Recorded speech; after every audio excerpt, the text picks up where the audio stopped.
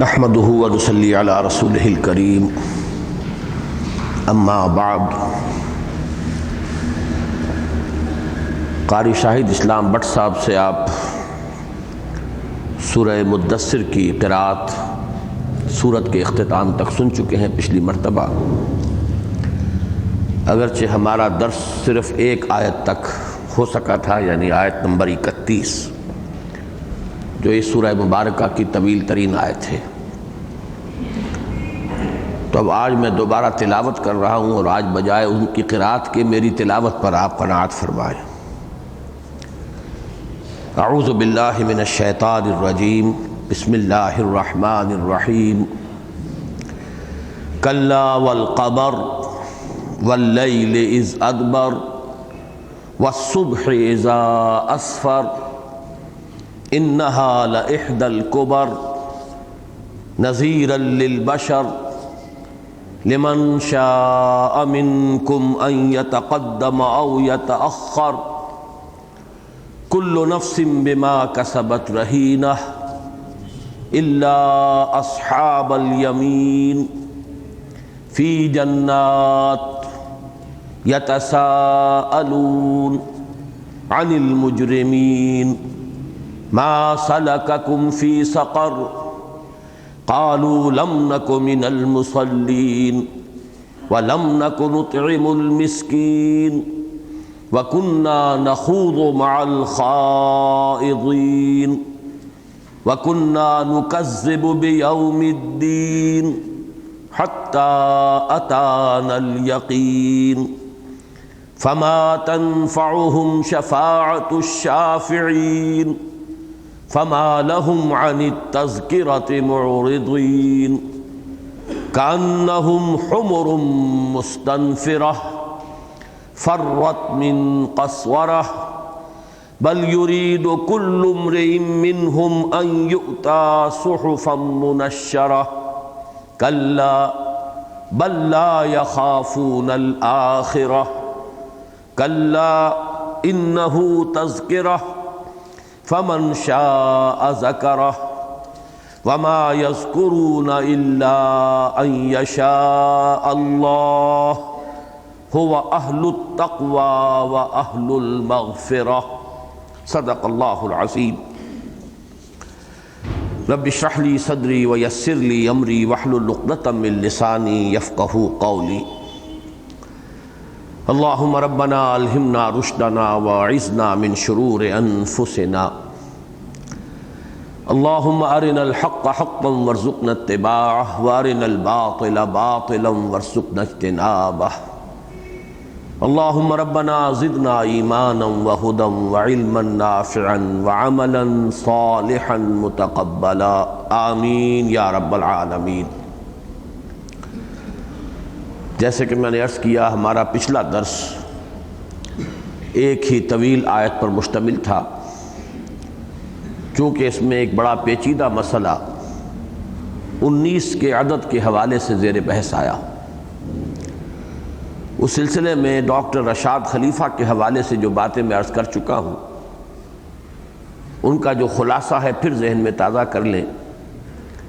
اللہ کا شکر یہ ہے کہ اس سے پہلے بھی حروف مقطعات کے ضمن میں جو باتیں میں نے عرض کی تھیں، الحمدللہ کہ آخری غور و خوض کے بعد بھی میرا نتیجہ وہی ہے کہ یہ 19 کے عدد کا کوئی معاملہ قرآن مجید کے ساتھ جزوی طور پر تو حقیقت پر مبنی نظر آتا ہے۔ آیت بسم اللہ جس طور سے بھی لکھی گئی ہے، آخر قرآن مجید کا رسم الخط بھی اپنی جگہ پر بڑی اہمیت کا حامل ہے۔ کوئی سبب ہے کہ 113 مرتبہ آیت بسم اللہ قرآن مجید میں لکھی گئی تو اسی شکل میں لکھی گئی۔ بلکہ حال ہی میں عرض کروں کہ ہندوستان میں ایک صاحب نے قرآن مجید کا ایک خاص نسخہ شائع کیا ہے، الفی قرآن مجید۔ خاص صنعت انہوں نے یہ کی ہے کہ ایسا قرآن مجید کا نسخہ تیار کیا ہے جس میں ہر سطر الف سے شروع ہوتی ہے، اور عجیب حیرت ہے کہ اس میں بھی ایک معجزے کا سا پہلو نظر آتا ہے کہ شاذ ہی کہیں عبارت کا توازن جو ہے وہ ڈسٹرب ہوا ہے۔ اب آپ غور کیجئے، ایک کتاب چل رہی ہے اور ایک شخص نے طے کر لیا ہے کہ ہر سطر الف سے شروع ہوگی، تو عین ممکن نظر آتا ہے کہ کہیں پھر اسے سطر کو بہت ہی گنجان کر کے لکھنا پڑے گا، کہیں ذرا کھول کر لکھنا پڑے گا، کہیں کہیں ایسا ہے اس نسخے میں، لیکن وہ بہت اس وقت مشہور ہے الفی نسخہ قرآن مجید کا۔ تو قرآن مجید کے بہت سے معاملات ایسے ہیں کہ جن میں سے ہر پہلو جو ہے اپنی جگہ پر ایک معجزہ ہے۔ اس نسخے سے بھی ایک اعجاز کا پہلو سامنے آیا کہ ایک ایسا بھی رسم الخط ہو سکتا ہے قرآن مجید کا کہ جس میں اگر یہ طے کر لیا جائے کہ ہر سطر جو ہے وہ الف سے شروع ہوگی تب بھی اس کا توازن بگڑتا نہیں۔ اسی طرح کا معاملہ یہ ہے کہ 19 کے عدد کا، اور یہ بسم اللہ میں عرض کر رہا تھا اسی لیے میرا ذہن منتقل ہوا اس الفی قرآن مجید کی طرف، کہ انہوں نے ہر سورت سے پہلے جو آیت بسم اللہ لکھی ہے وہ مختلف انداز میں لکھی ہے، اس لیے کہ آپ کو معلوم ہے مختلف خط رہے، کوفی خط ہے، فلاں خط ہے، خط سلس ہے، یہ خود اپنی جگہ ایک بہت بڑی سائنس ہے۔ اور ہمارے ہاں جو استاد ہیں قرآن اکیڈمی میں اور قرآن کالج میں حافظ احمد یار صاحب، ان کا خصوصی یہ مضمون ہے اور انہیں بڑی دلچسپی ہے، وہ اس پہ ریسرچ کر کے واقعہ یہ ہے کہ ڈاکٹریٹ حاصل کر سکتے ہیں اگر انہیں ذرا سا وقت مل جائے کہ جو کچھ معلومات انہوں نے اب تک جمع کی ہیں ان کو مرتب کر کے وہ تھیسس کی شکل دے سکیں۔ تو انہوں نے اسی پر بڑی محنت کی ہے، بڑی بڑی ضخیم کتابیں لکھی گئی اس موضوع پر کہ قرآن مجید کا رسم الخط کیا ہے، کس حرف کو کس طور سے لکھا جائے گا۔ جیسے مالک یوم الدین، اس میں اگر آپ میم الف لام کاف کر دیں گے تو یہ غلط ہو جائے گا، یہ رسم عثمانی کے خلاف ہو گیا۔ لازماً آپ کو لکھنا پڑے گا مالک یوم الدین، میم کھڑا جو زبر ہوتا ہے اس کے ساتھ، گویا کہ لکھنے میں ملک آئے گا، میم لام کاف۔ اور اسی لیے ایک قرات بھی ہے ملک یوم الدین، آپ نے وہ سنا ہوگا ریکارڈ قاری عبد الباسط صاحب کا، جس میں انہوں نے دونوں طرح پڑھا ہے سورہ فاتحہ کو، مالک یوم الدین بھی اور ملک یوم الدین بھی۔ اب یہ دونوں قراتیں ہوئی اس شکل میں ممکن سکتی ہیں کہ لکھا گیا اسے میم لام کاف، اس لیے کہ زیر زبر ابتدا میں تھے ہی نہیں، یہ تو بعد میں لگائے گئے ہیں۔ اب میم پر زبر جو ہے پڑا زبر ہے یا کھڑا زبر ہے، اس سے کوئی فرق واقع نہیں ہوتا۔ کھڑا زبر ہے تو وہ مالک بن جائے گا، مالک یوم الدین، پڑا زبر ہے تو ملک یوم الدین بن جائے گا۔ تو یہ قراتیں جو ہیں اکثر و بیشتر ان کا اختلاف اسی بنیاد پر ہے، لیکن رسم الخط معین ہے۔ تو آخر یہ بسم اللہ الرحمن الرحیم اس انداز میں اگر لکھا گیا ہے تو یوں ہی نہیں لکھا گیا، اس کے پیچھے بھی کوئی نہ کوئی حقیقت ہے۔ اور جیسا کہ میں نے عرض کیا تھا، سورہ قاف کی مثال سے میں کافی کنونس ہوا کہ کوئی نہ کوئی بات ہے، البتہ وہ ایک جزوی حقیقت ہے، اسے کلی حقیقت مان لینا، اسی کو اصول موضوع بنا کر اس حد تک آگے بڑھ جانا کہ پھر اسی کے حوالے سے قرآن مجید کے اندر کوئی رد و بدل بھی کیا جائے اور کچھ آیات کو جو ہے اس میں الحاقی قرار دیا جائے، یہ یقیناً بہت بڑا فتنہ ہے۔ اس کے لیے میں اصل میں آج چاہ رہا تھا کہ حضرت علی رضی اللہ تعالیٰ عنہ کا قول آپ کو سناؤں، جو انہوں نے خوارج کے بارے میں کہا تھا، بڑا حکیمانہ قول ہے۔ انہوں نے جو نعرہ لگایا تھا ان الحکم الا للہ، اب ظاہر بات ہے یہ تو قرآن مجید کی آیت ہے، اس نعرے کو کون غلط کہہ سکتا ہے؟ تو حضرت علی فرمایا کرتے تھے قول الحق ارید بہ الباطل، حق ہے اپنی جگہ پر، بات جو کچھ کہہ رہے ہیں بالکل صحیح ہے، لیکن اس سے جو ان کا ارادہ ہے وہ باطل ہے۔ تو بسا اوقات ایک بات صحیح ہوتی ہے لیکن یہ کہ اس سے پھر وہ قائل جو ہے اس کا، یہ اس کی اپنی نیت پر ہے کہ اس سے وہ کیا کہنا چاہتا ہے، کیا اس سے مراد لے رہا ہے، کیا اس سے پھر وہ آگے بڑھ کر کیا نتائج اخذ کرنا چاہتا ہے۔ اس اعتبار سے جیسے خوارج کی بات تھی قول الحق ارید بہ الباطل، بات تو سچی ہے، صحیح ہے، درست ہے، لیکن اس سے جو کچھ وہ چاہ رہے ہیں وہ باطل ہے۔ اسی طرح یہ رشاد خلیفہ یا یہ کہ بہائیوں کا جو یہ فلسفہ ہے 19 والا، یہ جزوی حقیقت نظر آتا ہے، اگرچہ اس کو جس طرح انہوں نے ایک فلسفہ بنا کر اور اس کو پھر بڑھایا ہے اور قرآن مجید میں سورہ توبہ کی آخری 2 آیات کو الحاقی قرار دیا، یہ بہت بڑا فتنہ ہے۔ اللہ تعالیٰ اس فتنے سے ہمیں محفوظ رکھے۔ اب ہم آگے چل رہے ہیں، سورہ مدثر کا یہ حصہ جو آج میں نے ابھی تلاوت کیا ہے، یہ اپنی جگہ پر آج جب میں غور کر رہا تو محسوس ہوا کہ اپنے نظم کے اعتبار سے، عمود کے اعتبار سے، مضمون کے اعتبار سے خود اپنی جگہ پر ایک مکمل صورت ہے۔ یہ نہ سمجھیے کہ میں اسے صورت قرار دے رہا ہوں، میں صرف بات سمجھانے کے لیے کہہ رہا ہوں، صورت تو سورہ مدثر ہی ہے، اسی کا یہ جز ہے، لیکن اس پر غور کیا جائے تو معلوم ہوتا ہے کہ جس شان سے اب یہاں دوبارہ بات شروع ہو رہی ہے، کلا والقمر واللیل اذ ادبر والصبح اذا اسفر انہا لإحدی الکبر نذیرا للبشر، اب یہ انداز جو ہے یہ خود اپنی جگہ پر محسوس ہوتا ہے جیسے ایک مکمل صورت ہو۔ جیسے اگلی صورت شروع ہوگی لا اقسم بیوم القیامہ، اور یہ نوٹ کیجئے کہ اصل میں سورہ مدثر کا وہ حصہ جو ہم پڑھ چکے ہیں 31 آیات، اس کا معنوی ربط جو ہے سورہ مزمل سے ہے، اور یہ حصہ جو آج ہم پڑھ رہے ہیں جو 25 آیات پر مشتمل ہے، اس کا معنوی ربط سورہ قیامہ سے ہے، اور اس طریقے سے یہی مضمون ہے کہ جو پھر اور نکھر کر کھل کر مزید واضح ہو کر مزید مبرہن ہو کر نہایت جلالت شان کے ساتھ سورہ قیامہ میں آئے گا۔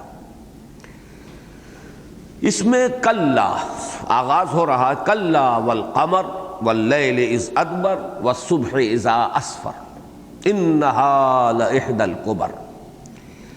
یہ قسم سے پہلے کلمہ نفی لانا یہ قرآن مجید کا عام اسلوب ہے، جیسے کہ اگلی صورت آئے گی لا اقسم بیوم القیامہ، آخری پارے میں ایک صورت ہے لا اقسم بہذا البلد، اب اس میں بڑی بحثیں ہوتی ہیں، درمیان میں بھی آتا ہے سورہ واقعہ میں ہم پڑھ چکے ہیں فلا اقسم بمواقع النجوم وانہ لقسم لو تعلمون عظیم، اسی طرح آخری پارے میں بھی ہے فلا اقسم بما تبصرون وما لا تبصرون۔ تو یہ جو لا پہلے آتا ہے در حقیقت اس کے بارے میں اگرچہ بہت سی آراء ہیں، کسی نے اس کو لائے زائدہ قرار دیا ہے کہ اس کا ترجمہ نہیں کیا جائے گا، لیکن جو صحیح رائے معلوم ہوتی ہے وہ یہ کہ اس کا فائدہ یہ ہے کہ جو رد و قضا ہو رہی ہے، مخاطب سے جو گفتگو ہو رہی ہے، اس میں مخاطب کے خیالات کی نفی سے بات شروع کی جائے، یعنی متکلم جو ہے وہ اتنا پرجوش ہے اپنی بات میں، اتنا اسے یقین اور تیقن حاصل ہے، اور مخاطب کے مذمومات جو ہے ان کے بارے میں اسے اتنا یقین حاصل ہے کہ وہ باطل ہیں کہ وہ اس کا بھی انتظار نہیں کرنا چاہتا کہ پہلے قسم کھا کر اپنی بات کہوں، بلکہ وہ پہلے ہی نفی کرنا چاہتا، لا اقسم بہذا البلد لا اقسم بیوم القیامہ، یعنی تمہارے خیالات، تمہارے نظریات، تمہارے اعتراضات پادر ہوا ہیں، ان کی کوئی حقیقت نہیں، میں تو قسم کھاتا ہوں قیامت کے دن کی۔ تو گویا کہ یہ لا منفصل ہے۔ اب انگریزی میں تو آپ کو معلوم ہے کہ پنکچویشن ہوتی ہے، میں نے کئی مرتبہ ترجمہ کیا ہے سورۃ العصر کی کا کہ جو ہے قسم کا، نے I swear by the day of judgment, یہ سورہ قیامہ کی آیت کا نے، نہیں ہرگز نہیں، نے کے بعد قوما آ جائے گا، I swear by the day of judgment, میں تو قسم کھاتا ہوں قیامت کے دن کی۔ لیکن یہ ہے کہ عربی زبان میں پنکچویشنز نہیں ہے، اس لیے یہ مسائل پیدا ہو جاتے ہیں کہ آیا یہ منفصل ہے متصل ہے، متصل ہو جائے تو لا اقسمہ کا ترجمہ ہوگا میں قسم نہیں کھاتا، لا کو منفصل مانا جائے گا لا اقسم بہذا البلد، نہیں تمہاری بات غلط، تمہارے اعتراض غلط، تمہارے نظریات غلط، میں قسم کھاتا ہوں قیامت کے دن، تو اس کو لا منفصل کہیں گے۔ اسی طریقے سے لفظ کلا ہے، اور بھی بہت سی جگہوں پر فلا وربک لا یؤمنون حتی یحکموک فیما شجر بینہم، تیرے رب کی قسم، اور اس سے پہلے لا ہرگز نہیں، ان کے خیالات، ان کے نظریات بالکل غلط ہیں، تیرے رب کی قسم ہے کہ یہ ہرگز مومن نہیں ہوں گے جب تک کہ ہر معاملہ جو ان کے مابین نزاعی اٹھ کھڑا ہو اس میں آپ کو حکم تسلیم نہ کریں، اور پھر جو فیصلہ ہے نبی آپ کر دیں اس پر اپنے دل میں بھی کوئی تنگی محسوس نہ کریں۔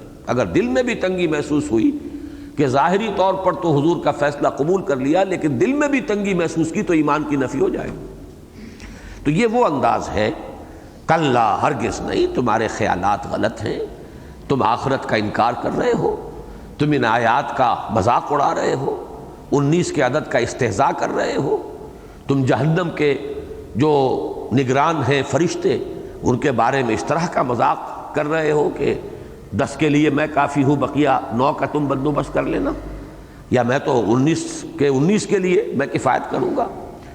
تو یہ ہے کلا والقمر۔ اب یہاں سے بات شروع ہوئی، قسم ہے چاند کی، کلا والقمر واللیل اذ ادبر۔ اب یہاں نوٹ کیجئے، دیکھیے جو بات میں نے آج کہی تھی رسم الخط کی اہمیت، اس کی ایک قرات یہ بھی ہے اذا دبرا، عام قرات جو خاص طور پر جس کے ہم عادی ہیں وہ تو از ادبرا ہے، زال پر جزم ہوگا، الف پر زبر آئے گا، از ادبرا. لیکن ایک یہ اذا دبرا، حروف وہی رہے، وہی لکھے جانے کی شکل تبدیل نہیں ہوگی. الف زال الف دال با را یہ لفظ. اب یا تو یہ کہ از ادبرا یا اذا دبرا، اور عربی زبان میں ادبرا اور دبرا کے درمیان معنوی اعتبار سے کوئی فرق نہیں. پیٹھ موڑنا، پیٹھ دکھانا. کلا والقمر ہرگز نہیں، قسم ہے چاند کی. واللیل اذ ادبر، اور قسم ہے رات کی جب کہ وہ پیٹھ موڑ لے، جانے لگے، رخصت ہو رہی ہو. والصبح اذا اسفر، اور قسم ہے صبح کی جب کہ وہ روشن ہو جائے. انہا لإحدی الکبر، یقیناً یہ بہت بڑی باتوں میں سے ایک بات ہے. اب یہ تو ظاہر ہے کہ یہاں 3 آیات قسموں پر ہیں، والقمر واللیل اذ ادبر والصبح اذا اسفر. اور مقسم علیہ جو ہے جس پر قسم کھائی گئی ہے انہا لإحدی الکبر. تو اب میں پہلے قسموں پر گفتگو کرنے سے پہلے مقسم علیہ کو سمجھ لیجئے. انہا لإحدی الکبر، یقیناً یہ بہت بڑی باتوں میں سے ایک بات ہے. کبر جمع ہے اور اس میں اختلاف ہے، کبیرہ کی جمع ہے یا کبرا کی جمع ہے. کبیرہ فعیل کے وزن پر صفت مشبہ، کبرا یہ در حقیقت افعل التفضیل کا صیغہ ہے. اکبر سے کبرا، اصغر سے صغرا، تو کبرا، تو کبرا کا جمع کبر یا کبیرہ کی جمع کبر. لیکن یہ کہ دونوں کا مفہوم ایک ہوا کہ بہت بڑی باتوں میں سے ایک بات ہے. البتہ انہا کی ضمیر کہاں ہے، اس کا مرجع کون سا ہے، ہا سے اشارہ کس چیز کی طرف ہو رہا ہے؟ تقریباً مفسرین کا اس پر اجماع ہے کہ ہا کا اشارہ جو ہے یا ہا کی ضمیر جو ہے اس کا مرجع ہے سقر، جس کا ذکر چلا آ رہا تھا. سوسلی ہے سقر وما ادراک ما سقر لا تبقی ولا تذر لواحۃ للبشر علیہا 19. وہاں سے بات بدلی تھی. ذرا ایک یوں سمجھیے کہ سائیڈ لائن پر بات ہو گئی تھی 19 کے حوالے سے. وما جعلنا اصحاب النار الا ملائکۃ وما جعلنا عدتهم الا فتنۃ للذین کفروا الی آخر الآیہ. تو اکثر حضرات کے نزدیک یہاں انہا سے جو بات شروع ہو رہی ہے اس میں مراد سقر ہے، کہ یہ سقر بہت بڑی چیزوں میں سے ایک بہت بڑی شے، بہت بڑی بلاؤں میں سے ایک بہت بڑی بلا ہے. یہاں نوٹ کیجئے کہ قرآن مجید میں جہنم کے لیے کئی نام آئے ہیں. سب سے پہلے خود لفظ جہنم، پھر لفظ جہیم، پھر اس سے آگے چلیے سعیر، پھر اس کے علاوہ حاویہ، امہ حاویہ وما ادراک ما ہی نار حامیہ، حطمہ. اب یہ تمام الفاظ اسی طریقے سے لظا، انہا لظا نزاعۃ للشوا تدعو من ادبر وتولی. اب 2 مفہوم ہو سکتے ہیں، یا تو یہ کہ یہ ایک ہی شے کے مختلف نام ہیں، یا یہ کہ اس کے مختلف طبقات ہیں. یہ تو سب کو معلوم ہے، اس لیے کہ قرآن مجید کی نص ہے سورہ نساء کی کہ ان المنافقین فی الدرک الاسفل من النار، آگ کے سب سے نچلے طبقے میں ہوں گے منافق. تو معلوم ہوا طبقات تو ہے. جیسا کہ میں نے پچھلی مرتبہ بڑی تفصیل سے عرض کیا کہ نہ اہل ایمان سب برابر تھے اور نہ اہل کفر سب برابر تھے، نہ ہر زن زنست و نہ ہر مرد مرد خدا پنج انگوش یکساں نہ کرتے. ویسے تو یہ کہ ایمان نہ لانے والوں میں گویا کہ کفر بھی رہ جانے والوں میں ابو طالب بھی تھے، اور ادھر وہ ابو لہب بھی تھا. اور ایمان لے آنے والوں میں قانوناً مسلمان ہو جانے والوں میں عبداللہ ابن ابی بھی تھا اور ابو بکر صدیق بھی تھے. تو کہاں ابو بکر صدیق، کہاں عبداللہ ابن ابی. مائنس انفینٹی سے اور پلس انفینٹی تک لے جائیے تو معلوم ہوگا زمین و آسمان کا فرق ہے. 1000 فرسنگست ز عشق تاب صبوری 1000 فرسنگست. کفار میں بھی ظاہر بات ہے کہ ابو طالب کہاں ابو طالب، کہاں ابو لہب. درمیان میں ولید ابن مغیرہ بھی ہے اور درمیان میں ابو جہل بھی ہے. تو معلوم یہ ہوا کہ جنت کے بھی طبقات ہوں گے، ہر ایک کو اپنے رتبے کے مطابق اللہ تعالیٰ جو ہے نعمتوں سے نوازے گا. اسی طرح جہنم کے بھی طبقات ہوں گے، جہنمی بھی سب برابر تو نہیں. تو یہ بھی ہو سکتا ہے کہ یہ جہنم کے مختلف طبقات کے نام ہوں، اور یہ بھی ہو سکتا ہے جہنمیں مختلف ہوں۔ اگر جنتان کا لفظ آیا ہے، جنات کا لفظ آیا ہے قرآن مجید میں، تو جنات جو ہے وہ جمع کا صیغہ ہے۔ اسی طرح ہو سکتا ہے کہ یہ جہنمیں بھی اپنے اپنے مختلف کیفیات کے ساتھ مستقل علیحدہ جہنمیں موجود ہیں، اور ان میں اب کہا جا رہا انہا لإحدی الکبر، یعنی تمام جہنمیں جو ہیں وہ اپنی جگہ پر بہت بڑی بلائیں ہیں، بڑی انسان کے لیے تکلیف دہ مقامات ہیں، لیکن یہ کہ ان میں خاص طور پر سقر، وہ تو گویا کہ ان میں بہت ہی نامور، سأصلیہ سقر وما ادراک ما سقر لا تبقی ولا تذر لواحۃ للبشر علیہا 19 کلا والقمر واللیل اذ ادبر والصبح اذا اسفر انہا لإحدی الکبر نذیرا للبشر۔ ایک رائے تو بہرحال یہ ہے کہ یہاں انہا کی ضمیر جو ہے اس کا مرجع ہے سقر۔ ایک دوسری بات یہ بھی نوٹ کرنے کی ہے کہ آیت نمبر 31 جس پر ختم ہوئی ہے وما ہی الا ذکری للبشر، وہاں بھی ہیا کی ضمیر کا مرجع جو ہے اس کے بارے میں ہم گفتگو کر چکے ہیں، اور اس میں اہل تفسیر نے 3 آراء دی ہیں، اور صاف نظر آ رہا ہے کہ جس کو یہاں انہا کہا ہے اسی کو وما ہی سے تعبیر کیا گیا، دونوں چیزیں ایک ہیں، وما ہی الا ذکری للبشر، اور یہاں یہ کہ نذیرا للبشر، ذکری للبشر نذیرا للبشر، یہ بالکل متوازی چیزیں ہیں، لوگوں کے لیے، انسان کے لیے نصیحت کی بات اور لوگوں کو خبردار کرنے والی بات، انذار، تذکیر، یہ تو بالکل یوں سمجھیے کہ ایک ہی عمل کے مختلف پہلو ہیں۔ تو وما ہی الا ذکری للبشر کلا انہا کلا والقمر واللیل اذ ادبر والصبح اذا اسفر انہا لإحدی الکبر، تو وہاں ہیا کی ضمیر کے بارے میں مفسرین نے 3 رائے دی ہیں۔ سقر بھی ہو سکتا ہے، یہ آیات بھی ہو سکتی ہیں جن کے ذریعے سے انذار کیا جا رہا ہے، اور ان کی تعداد بھی ہو سکتی ہے۔ اسی کے حوالے سے میری جو رائے ہے، اور یہ رائے جو ہے مولانا اصلاحی صاحب نے بھی ظاہر کی ہے اور میں ان سے متفق ہوں، کہ یہاں سقر جو ہے اس کی طرف اشارہ نہیں ہے، بلکہ یہ آیات جو ہے انذار کی جو نازل ہو رہی ہیں، سورت جس سے شروع ہوئی ہے یا ایھا المدثر قم فانذر، یہ انذار کا مضمون، اور آگے بھی چل کر نذیرا للبشر، یہ خبردار کرنے والی شے ہے، آگاہ کرنے والی ہے لوگوں کے لیے۔ تو اس سے مراد در حقیقت چاہے تو اس کو آپ عام کر لیں، نبوت اور رسالت کا سلسلہ اللہ نے دنیا میں کیوں جاری کیا؟ انذار کے لیے، ذکرہ کے لیے، تذکرہ کے لیے، نصیحت کے لیے، تبشیر کے لیے، اور یا یہ کہ خاص طور پر یہ آیات مبارکہ جو ہیں جو اس سورہ مبارکہ میں آئی ہیں خبردار کرنے کے لیے، ان کی طرف اشارہ ہے۔ اب آئیے، اگر ہم نے معین کر لیا ہے کہ یہ انہا کی ضمیر جو ہے ان آیات انذار کی طرف ہے، تو اب آئیے قسموں کی طرف، کلا والقمر واللیل اذ ادبر والصبح اذا اسفر، یہ 3 جو قسمیں آئی ہیں ان میں جو ربط ہے واللہ عالم، مجھے یہ بات کہیں اور نہیں ملی ہے، لیکن یہ کہ میں نے جتنا غور کیا ہے تو مجھے یہ حقیقت محسوس ہوئی جو میں آپ کے سامنے رکھ رہا ہوں۔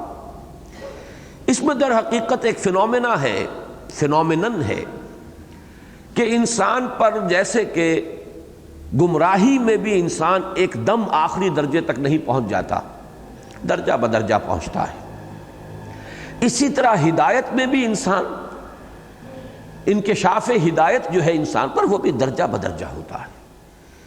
ان قسموں کے بالکل متوازی اور متوازن قسمیں آئی ہیں آخری پارے میں سورۃ الانشقاق میں، وہاں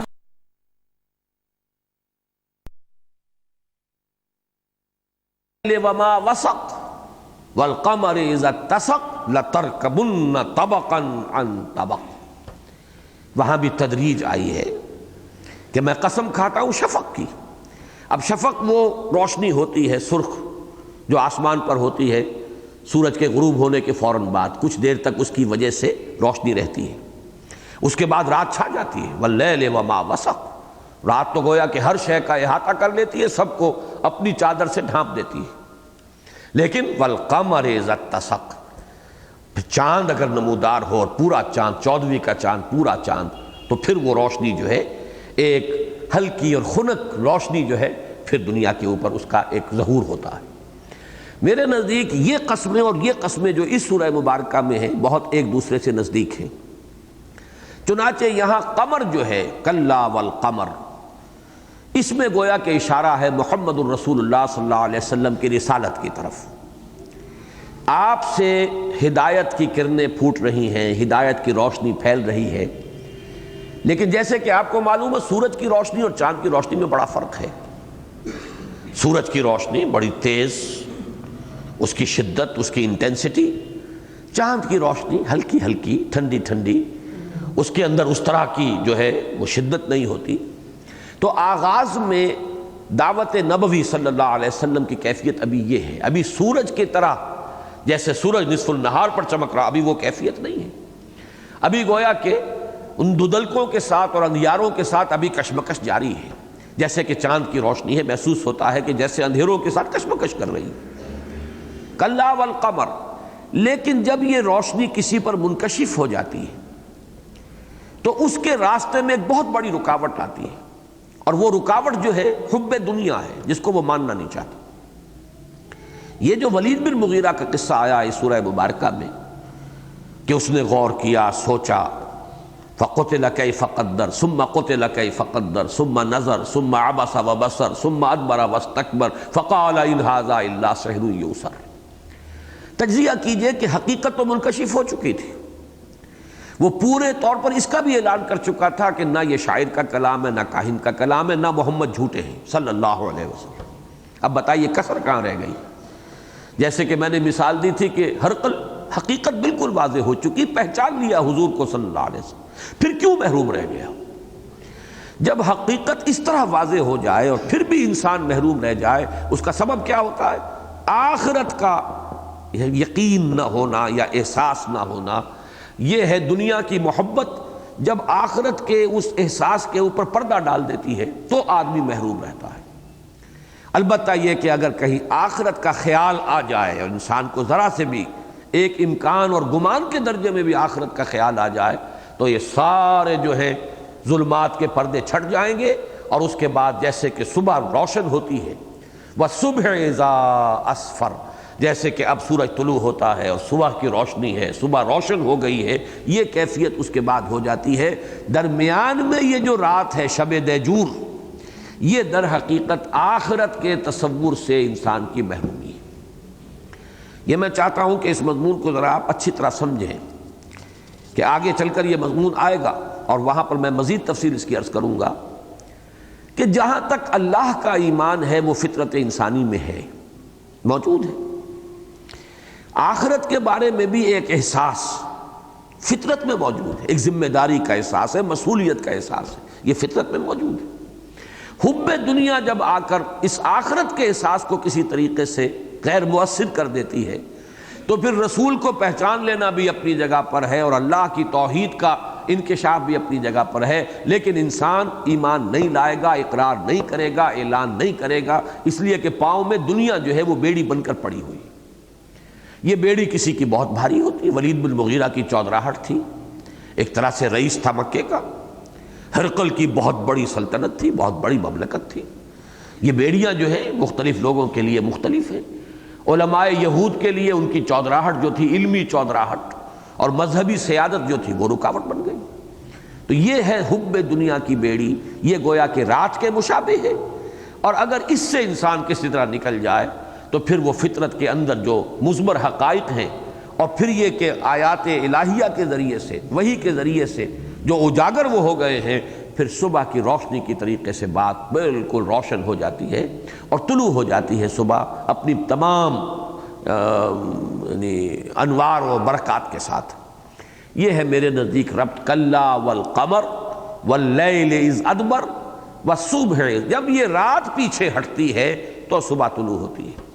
آج میں سوچ رہا تھا تو علامہ اقبال کا مجھے شعر یاد آیا کہ دلیل صبح روشن ہے ستاروں کی تنک تابی، افق سے آفتاب ابھرا گیا دور گراں خوابی۔ رات پیچھے ہٹتی ہے، رات کا پردہ گویا کہ جیسے کہ کھینچ لیا گیا، چادر پڑی ہوئی تھی، صبح نمودار ہوئی۔ تو حب دنیا کا پردہ کھینچے گا تو یہ ایمان بالآخرہ نمایاں ہوگا، اور ایمان بالآخرت کے بغیر حق کو قبول نہیں کرے گا آدمی۔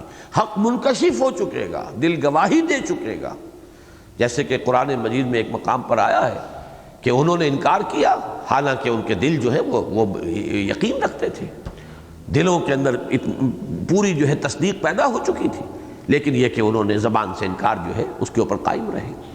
تو یہ اس کے ساتھ مناسبت قائم ہو جاتی سورہ مبارکہ کے شروع میں جو ولید بن مغیرہ کا معاملہ آیا ہے، کلا والقمر واللیل اذ ادبر والصبح اذا اسفر انہا لإحدی الکبر، یقیناً یہ انذار آخرت یا یہ آیات مبارکہ جن کے ذریعے سے تمہیں آخرت کا انذار کیا جا رہا ہے، چونکہ یہی شے ہے کہ جو تمہاری گمراہی کا اصل سرچشمہ ہے، یہی ہے جو تمہاری راہ میں رکاوٹ بنا ہوا ہے، لہذا اس کو دور کرنے کے لیے یہ آیات مبارکہ جو ہے انہا لإحدی الکبر، یہ بہت بڑی باتوں میں سے ایک بات ہے، نذیرا للبشر۔ اب یہاں اس کے ساتھ یہ مضمون اور یہ وضاحت جو ہے بالکل مطابقت رکھتی ہے، اس لیے کہ سقر کو ہم نہیں کہہ سکتے کہ وہ نذیرا للبشر ہے، اس کے ساتھ تو کوئی مطابقت مناسبت نہیں بنتی۔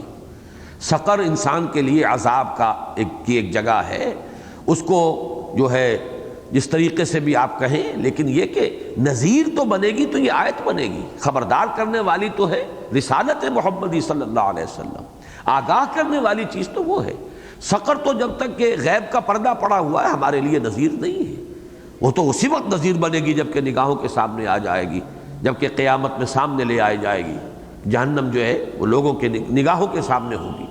لیکن یہ کہ ابھی تک تو ظاہر بات ہے کہ نذیر محمد الرسول اللہ صلی اللہ علیہ وسلم یا یہ آیات مبارکہ ہے، بینہ جنہیں کہا گیا۔ بینہ کیا ہے؟ رسول من اللہ یتلو صحفا مطہرۃ فیہا کتب قیمہ، تو یہ آیات مبارکہ، یہ آیات انذار، یہ کتب قیمہ، یہ ہے نذیر، نذیرا للبشر۔ اور جیسا کہ میں نے عرض کیا ہے اس کا ایک ربط قائم ہوا، وما ہی الا ذکریٰ للبشر، اور یہاں فرمایا نذیرا للبشر، یہ ذکرہ بھی ہے، یاد دہانی بھی ہے۔ اور ذکرہ کے بارے میں کئی مرتبہ میں وضاحت کر چکا ہوں کہ اس کے معنی یاد دہانی، ترجمہ عام طور پر ہوتا ہے نصیحت، لیکن در حقیقت اس لفظ کی جو بنیادی لغوی جو اصل ہے اس کے اعتبار سے غور کریں کہ ذکر کہتے ہیں، تذکر کہتے ہیں یاد کرنے کو، جس کو کہ شاہ عبد القادر رحمۃ اللہ علیہ جو ہے وہ بڑا پیارا لفظ ہندی کا استعمال کرتے ہیں، چیتا، چیتے گا انسان، یوم یتذکر الانسان ما سعی، اس دن چیتے گا انسان کہ اس نے کیا کیا تھا۔ اور یہ چیتنا جو ہے یہ پنجابی کا لفظ بھی ہے، اصل میں یہ ہندی کا لفظ ہے، چیتے گا انسان اس دن۔ تو ذکر کے معنی ہے کسی شے کا یاد کرنا، اور تذکیر کہتے ہیں اسے کہ کوئی شے آپ کو یاد تھی لیکن پھر بھول گئے آپ، کوئی زمانہ گزر گیا ہے، اپنے اس دوست سے ملاقات نہیں ہوئی، اب اس کا کبھی خیال بھی نہیں آیا، آنکھ ہو جل پہاڑ ہو جل، سال ہا سال گزر گئے، اچانک کہیں کوئی شے آپ دیکھتے ہیں کہ جس کی کوئی ایسوسیشن ہے اس کے ساتھ۔ جیسے میں کہا کرتا ہوں آپ نے ٹرنک کھولا کوئی اور اس میں سے کوئی قلم نکل آیا، کوئی رومال نکل آیا جو کبھی آپ کے دوست نے آپ کو دیا تھا، اس کو دیکھتے ہی دوست یاد آ جائے گا۔ یہ نہیں کہ اس رومال کے ذریعے سے آپ کو دوست کا علم حاصل ہوا، نہیں، اس رومال میں کیا ہے کہ وہ آپ کو علم دے سکے، علم تو تھا اندر، آپ کے ذہن کے اندر تھا، لیکن وہ نیچے اتر گیا تھا، محافظ خانے میں وہ فائل بہت نیچے دب گئی تھی، اس نشانی کو دیکھ کر وہ بات جو ہے آپ کے اپنے ذہن کے اندر سے ابھر کر شعور کی سطح پر آ گئی۔ یہ ذکرہ ہے، یہ تذکرہ ہے، اسی لیے قرآن بار بار کہتا ہے کلا انہا تذکرہ، ذکرہ فذکر انما انت مذکر، اے نبی یاد دلائیے، آپ کا کام صرف یاد دلانا ہے۔ کسی کے ذہن میں یہ چیز اتنی نیچے اتر گئی ہے اور اس کے اوپر تالے پڑ گئے ہیں اور گرہیں لگ گئی ہیں تو کتنا ہی آپ زور لگا لیں وہ گرہ نہیں کھلے گی۔ سواء علیہم انذرتہم ام لم تنذرہم لا یؤمنون، آپ کسی کے اندر ایمان ڈال نہیں سکتے، ایمان تو اندر سے ابھرتا ہے، وہ اندر سے ابھرتا ہے لیکن آیات الہیہ کے حوالے سے۔ کھول آنکھ، فلک دیکھ، زمین دیکھ، فضا دیکھ، افلا ينظرون الى الابل كيف خلقت والى السماء كيف رفعت والى الجبال كيف نصبت والى الارض كيف سطحت فذكر انما انت مذکر۔ اے نبی آپ اشارے کر دیجئے کہ دیکھو بھائی اس آسمان کو دیکھو کیسے اس کو بلند کر دیا ہے، اس زمین کو دیکھو کیسے اسے بچھونے کی طرح بچھا دیا ہے، ان پہاڑوں کو دیکھو کیسے انہیں جما دیا ہے، اپنے اس اونٹ کو دیکھو کس طرح تمہارے حالات کے مطابق اللہ نے اس کا جسمانی نظام بنا دیا ہے۔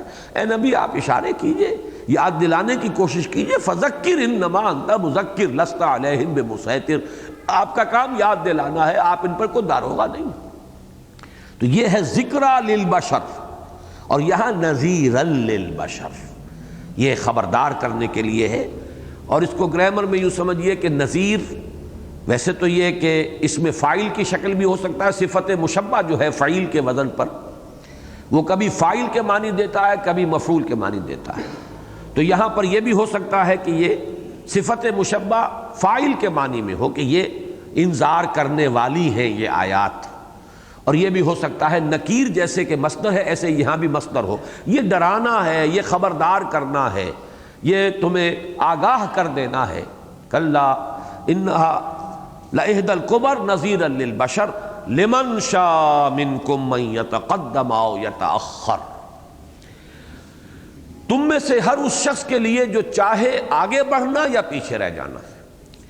یہ بھی قرآن مجید کی اصطلاح ہے، تقدم اور تأخر، آگے بڑھنا پیچھے رہ جانا۔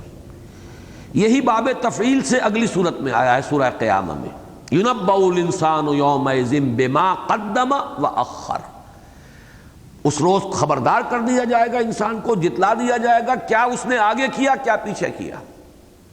تو اب یہ دو اسلوب ہو گئے، معانی اور مراد کے اعتبار سے دونوں ایک ہو جائیں گے، لیکن اپنی جگہ پر ہر ایک کے مفہوم کو سمجھیے۔ یہ جو تقدم یا تاخر ہے، اس کے بارے میں تو سمجھنا چاہیے کہ یہ ہے عن الخیر یا الی الخیر، لمن شاء یتقدم الی الخیر و الی الہدی او یتأخر من الخیر او من الہدی، تو یا تو یہ عن کے ساتھ اور یا الی کے ساتھ ہوگا، تاکہ ہر شخص کے اختیار ہے کون آگے بڑھنا چاہتا ہے خیر کی طرف، ہدایت کی طرف، جس میں یہ رجحان ہوگا، جس میں یہ طلب صادق ہوگی، یہ آیات اس پر حقیقت کو منکشف کر دیں گی۔ اور جس میں یہ رجحان ہی نہیں ہے، جو زیغ اور کجی ہی کا طالب ہے، جو پیچھے ہی رہنا چاہتا ہے، تو پیچھے رہے، جیسا کہ اس میں ہم پڑھ چکے ہیں کہ اللہ تعالیٰ اسی طرح بہت سو کو گمراہ کرتا ہے اور بہت سو کو ہدایت دے دیتا ہے۔ یضل بہ کثیرا ویہدی بہ کثیرا، یہ سورہ بقرہ میں آیا تھا، اور یہاں بھی آپ پڑھ چکے ہیں کذالک یضل اللہ من یشاء ویہدی من یشاء، کذالک یضل اللہ من یشاء ویہدی من یشاء وما یعلم جنود ربک الا ہو۔ تو معلوم یہ ہوا کہ اس میں اصل فیصلہ کن شے، یہ بات اس صورت کے آخر میں آ کر اس کی حقیقت ایک اور بھی منکشف ہوگی۔ ابھی جہاں تک انکشاف حقیقت ہو رہا ہے اسی تک اپنی نگاہ کو رکھیے کہ یہ اختیار انسان کا ہے۔ انسان طالب خیر ہے، خیر کی طرف بڑھنا چاہتا ہے، تو اس کے لیے اللہ تعالیٰ راستے کھولتا چلا جائے گا۔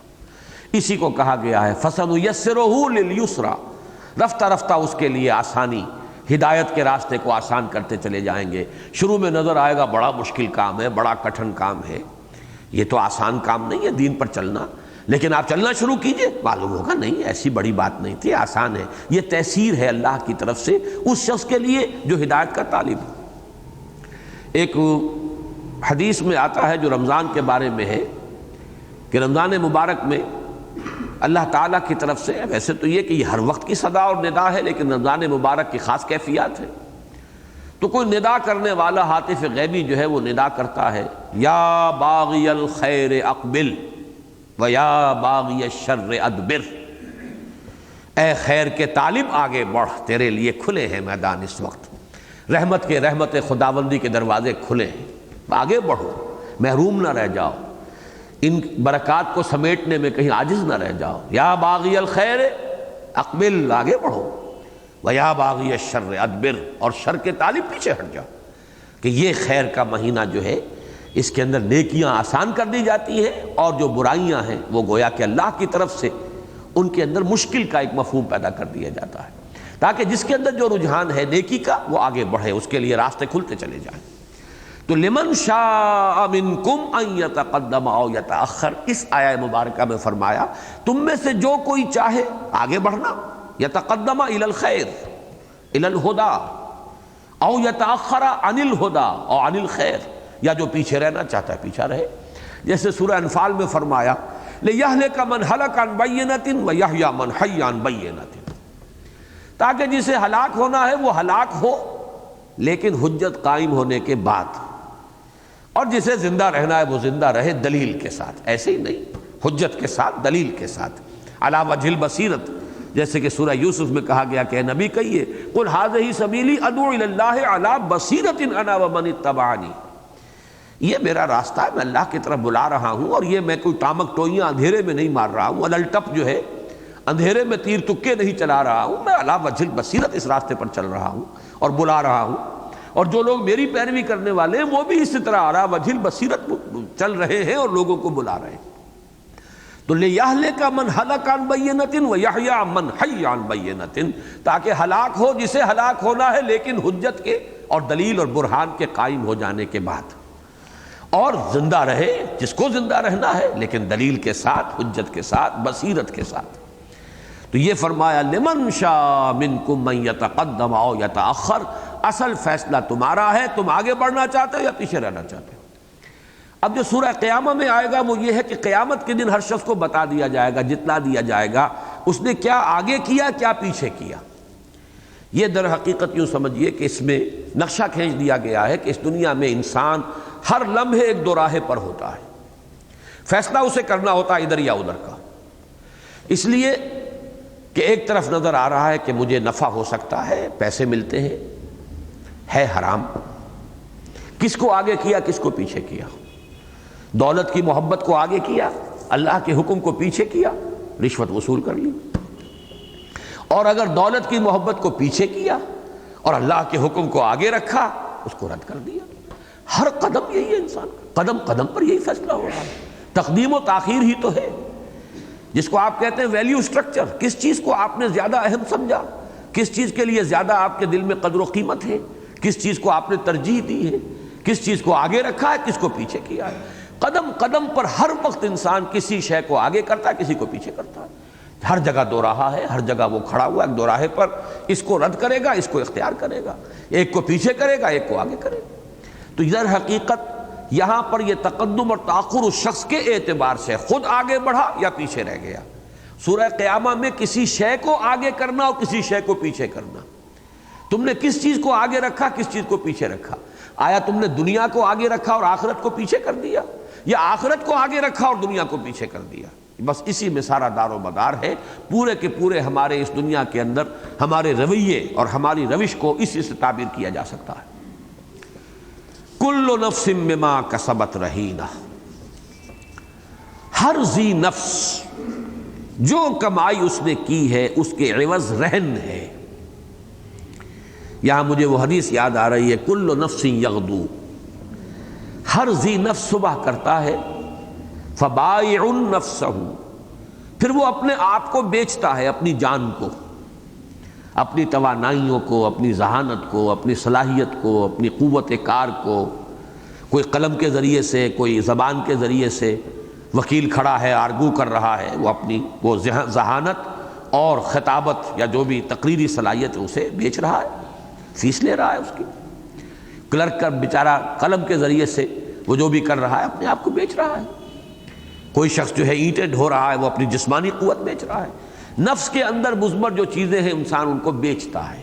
کل نفس یغدو فبائع نفسہ فموبقھا وموبقھا، اب یہ ہے وہ انجام۔ دن بھر اس نے بھی محنت کی اس نے بھی محنت کی، اس نے اللہ کے حکم کو مقدم رکھا، لہذا شام کو جب گھر واپس آئے گا اپنے نفس کو جہنم کی آگ سے چھٹکارا پانے والا ایک یوں سمجھیے کہ فرمان لے کر آئے گا، اس کے لیے جہنم سے نجات کا پروانہ لے کر آئے گا۔ اور ایک وہ شخص ہے جس نے دنیا کو آخر رکھا، بے ایمانی کی، وعدہ خلافیاں کی، بے ایمانیاں کی، جھوٹ بولا، اس نے گویا کہ محنت بھی کی، مشقت بھی کی، اپنے نفس کو کھپایا بھی، لگایا بھی، اور وہ شام کے وقت لے کر آئے گا جہنم کے اندر داخلے کا پروانہ، ہلاک کر کے اپنے آپ کو اور اپنی جان کو اور اپنے مستقبل کو تباہ و برباد کر کے آ رہا ہے۔ اسی کو یہاں تعبیر کیا کل نفس بما کسبت رہینہ، جو بھی کسی نے کمائی کی ہے اس کے عوض وہ رہن ہے۔ یہاں بھی بحث کی ہے نحویین نے کہ رہینہ یہ بھی شتیمہ کے وزن پر یہ بھی مصدر ہے، اس لیے کہ اگر اسے صفت مشبہ مانا جائے تو صفت مشبہ جب بمانی مفعول آتی ہے تو اس میں تذکیر و تانیث نہیں ہوتی، رہینہ کی ضرورت نہیں تھی، پھر رہین کافی ہوتا، لہذا یہ بھی مصدر ہے۔ یعنی ہر شے، ہر ذی نفس اپنی کمائی، اپنے اعمال، اپنے کرتوتوں کے عوض رہن ہے، اس کے مطابق ہی اس سے معاملہ ہوگا کہ جو کچھ اس نے کمائی کی ہے، جو بھی خیر کمایا یا شر وہ کما کر لایا ہے۔ اپنے نفس کے لیے دنیا سے پروانہ لے کر جا رہا ہے ہر شخص، جہنم سے نجات کا یا جہنم میں اس کو جھونکنے کا، اس لیے کہ وہ کمائی تو یہاں کی ہے۔ جیسا کہ میں نے ابھی عرض کیا، شام کو جو شخص لوٹا ہے وہ یا تو جہنم میں داخلے کا وہ پروانہ لے کر آیا ہے یا جہنم سے نجات کا پروانہ لے کر آیا ہے۔ کل نفس یغدو فبائع نفسہ فموتقھا وموبقھا۔ اسی طرح یہاں فرمایا کل نفس بما کسبت رہینہ الا اصحاب الیمین، سوائے دہنے والوں کے۔ یہ داہنے والے جن کے ہاتھ میں قیامت کے دن داہنے ہاتھ میں ان کے اعمال نامے دیے جائیں گے، قرآن مجید میں کئی جگہ تذکرہ آیا ہے۔ پھر یہ کہ یمن جو ہے یہ سعادت کے لیے بھی آتا ہے، خیر کے لیے، برکت کے لیے، تو اس کو اگر لفظی معنی میں لیا جائے تو یہ کہ جو خیر والے، سعادت والے، برکت والے، نیکی والے، بھلائی والے، اچھے رجحانات رکھنے والے ہیں، جنہوں نے نیکیاں کمائی ہیں۔ اور یہ کہ اگر اس اعتبار سے لیا جائے کہ قیامت کے دن اعمال نامے کسی کو داہنے ہاتھ میں دیے جائیں گے، کسی کو بائیں ہاتھ میں۔ داہنے ہاتھ میں ان کو دیے جائیں گے کہ جن کے لیے جنت میں داخلہ ہے، جو کامیاب ہیں۔ الا اصحاب الیمین فی جنات، وہ جنتوں میں ہوں گے۔ اب یہاں پھر دیکھیے جمع کا صیغہ آ گیا، فی جنات، جنتوں میں ہوں گے، اور اس کے اندر پھر وہی بات کہ درجات ہیں مختلف جنتوں کے۔ ایک حدیث میں یہاں تک آیا ہے کہ ایک کمتر درجے کا جنتی اپنے سے بالا تر درجے کے جنتی کو ایسے دیکھے گا جیسے تم زمین پر بیٹھ کر اور آسمان کے ستاروں کو دیکھتے ہو۔ یہ فرق و تفاوت ہوگا جنت کے درجات میں۔ اور اسی میں پھر بڑی امید افزا باتیں آئی ہیں کہ اگر کوئی شخص خود جنتی ہے اور اس کا اونچا رتبہ ہے جنت میں، اور اس کے اہل و عیال جو ہیں اگرچہ وہ بھی جنتی ہیں لیکن وہ کمتر درجے کے ہیں، تو اللہ تعالیٰ اس برتر درجے والے کی خوشی کے لیے، اس کی رضا کے لیے ان کو اپ گریڈ کرے گا اور ان کو بھی شامل کر دے گا ان کے ساتھ۔ یہ ہے در حقیقت ان کا لحاظ کہ وہ ان کی آنکھیں ٹھنڈی ہوں، ان کے اہل و عیال بھی ان کے ساتھ، الحقنا بہم ذریتہم، ہم ملا دیں گے ان کے ساتھ ان کی ذریت کو، لیکن بشرطے کہ وہ ذریت خود جنتی ہو۔ کمتر درجے کی جنت سے اٹھا کر برتر جنت میں تو لے جایا جائے گا، لیکن اس کی بنیاد پر یہ نہیں ہے کہ جہنمی جنتی بن جائے، وہ بات بالکل مختلف ہے۔ لیکن یہ ہے کہ جس نے کوالیفیکیشن ٹیسٹ پاس کر لیا ہے اس سے وہ نکل آیا، تو اب درجوں کی بات ہے۔ تو اللہ تعالیٰ اونچے درجے والے جو ہے جنتی، ان کو خوش کرنے کے لیے اللہ تعالیٰ ان کے جو لواحقین ہیں، ان کے جو اعزاء ہیں، وہ خواہ اپنے اعمال کے اعتبار سے اس اعلیٰ درجے کے مستحق نہ ہو، لیکن اللہ تعالیٰ ان کے درجے بلند کر دے گا۔ فی جنات یتساءلون، یتساءلون تساؤل باب تفاعل، آپس میں پوچھیں گے، وہ جہنمیوں کے بارے میں خیال کریں گے۔ اب دیکھیے یہ خیال اس نوعیت کا ہے کہ کسی شخص کے بارے میں بڑی اچھی اچھی باتیں کیا کرتا تھا، کیا بات ہے وہ جہنمی کیوں ہو گیا؟ فلاں شخص جو ہے وہ تو نیکی کا پرچار کرتا تھا، تلقین کرتا تھا، کیا وجہ وہ جہنم میں کیوں چلا گیا؟ تو ظاہر بات ہے کہ آپس میں یہ تساؤل جو ہے یہ آپس کی بات ہے۔ اہل جنت آپس میں گفتگو کریں گے، فی جنات یتساءلون عن المجرمین، مجرمین کے بارے میں سوال کریں گے۔ لیکن یہاں اگلی آیت میں سوال جو آ رہا ہے، ما سلککم فی سقر، اس سے مراد ہو رہا ہے کہ وہ خود جہنمیوں سے مخاطب ہو کر کہیں گے کہ کس چیز نے تمہیں جہنم میں جھونک دیا، کیا سبب بنا تمہیں جہنم میں تمہارے آنے کا؟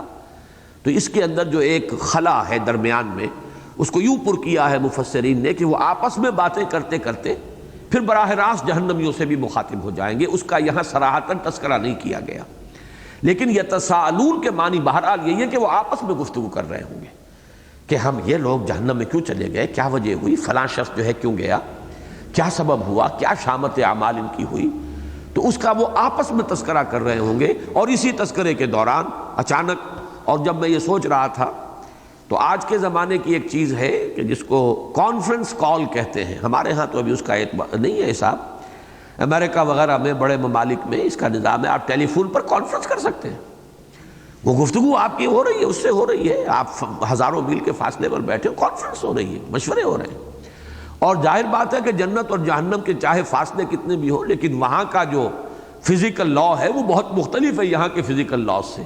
جب آج ہمارا حال یہ کہ باتیں کرتے کرتے فوراً ڈائل گھماتے ہیں، اور آپ اگر آپ کا ڈائریکٹ جو ہے وہ لائن ہے باہر کی، امریکہ سے بات کر لیتے ہیں، تو اسی طریقے سے وہاں چاہے کتنے بھی فاصلے ہوں گے، وہ آپس میں گفتگو کرتے ہوئے وہ پھر اہل جہنم سے بھی سوال کر لیں گے، ما سلککم فی سقر، تمہیں کس چیز نے جھونکا ہے اس سقر میں۔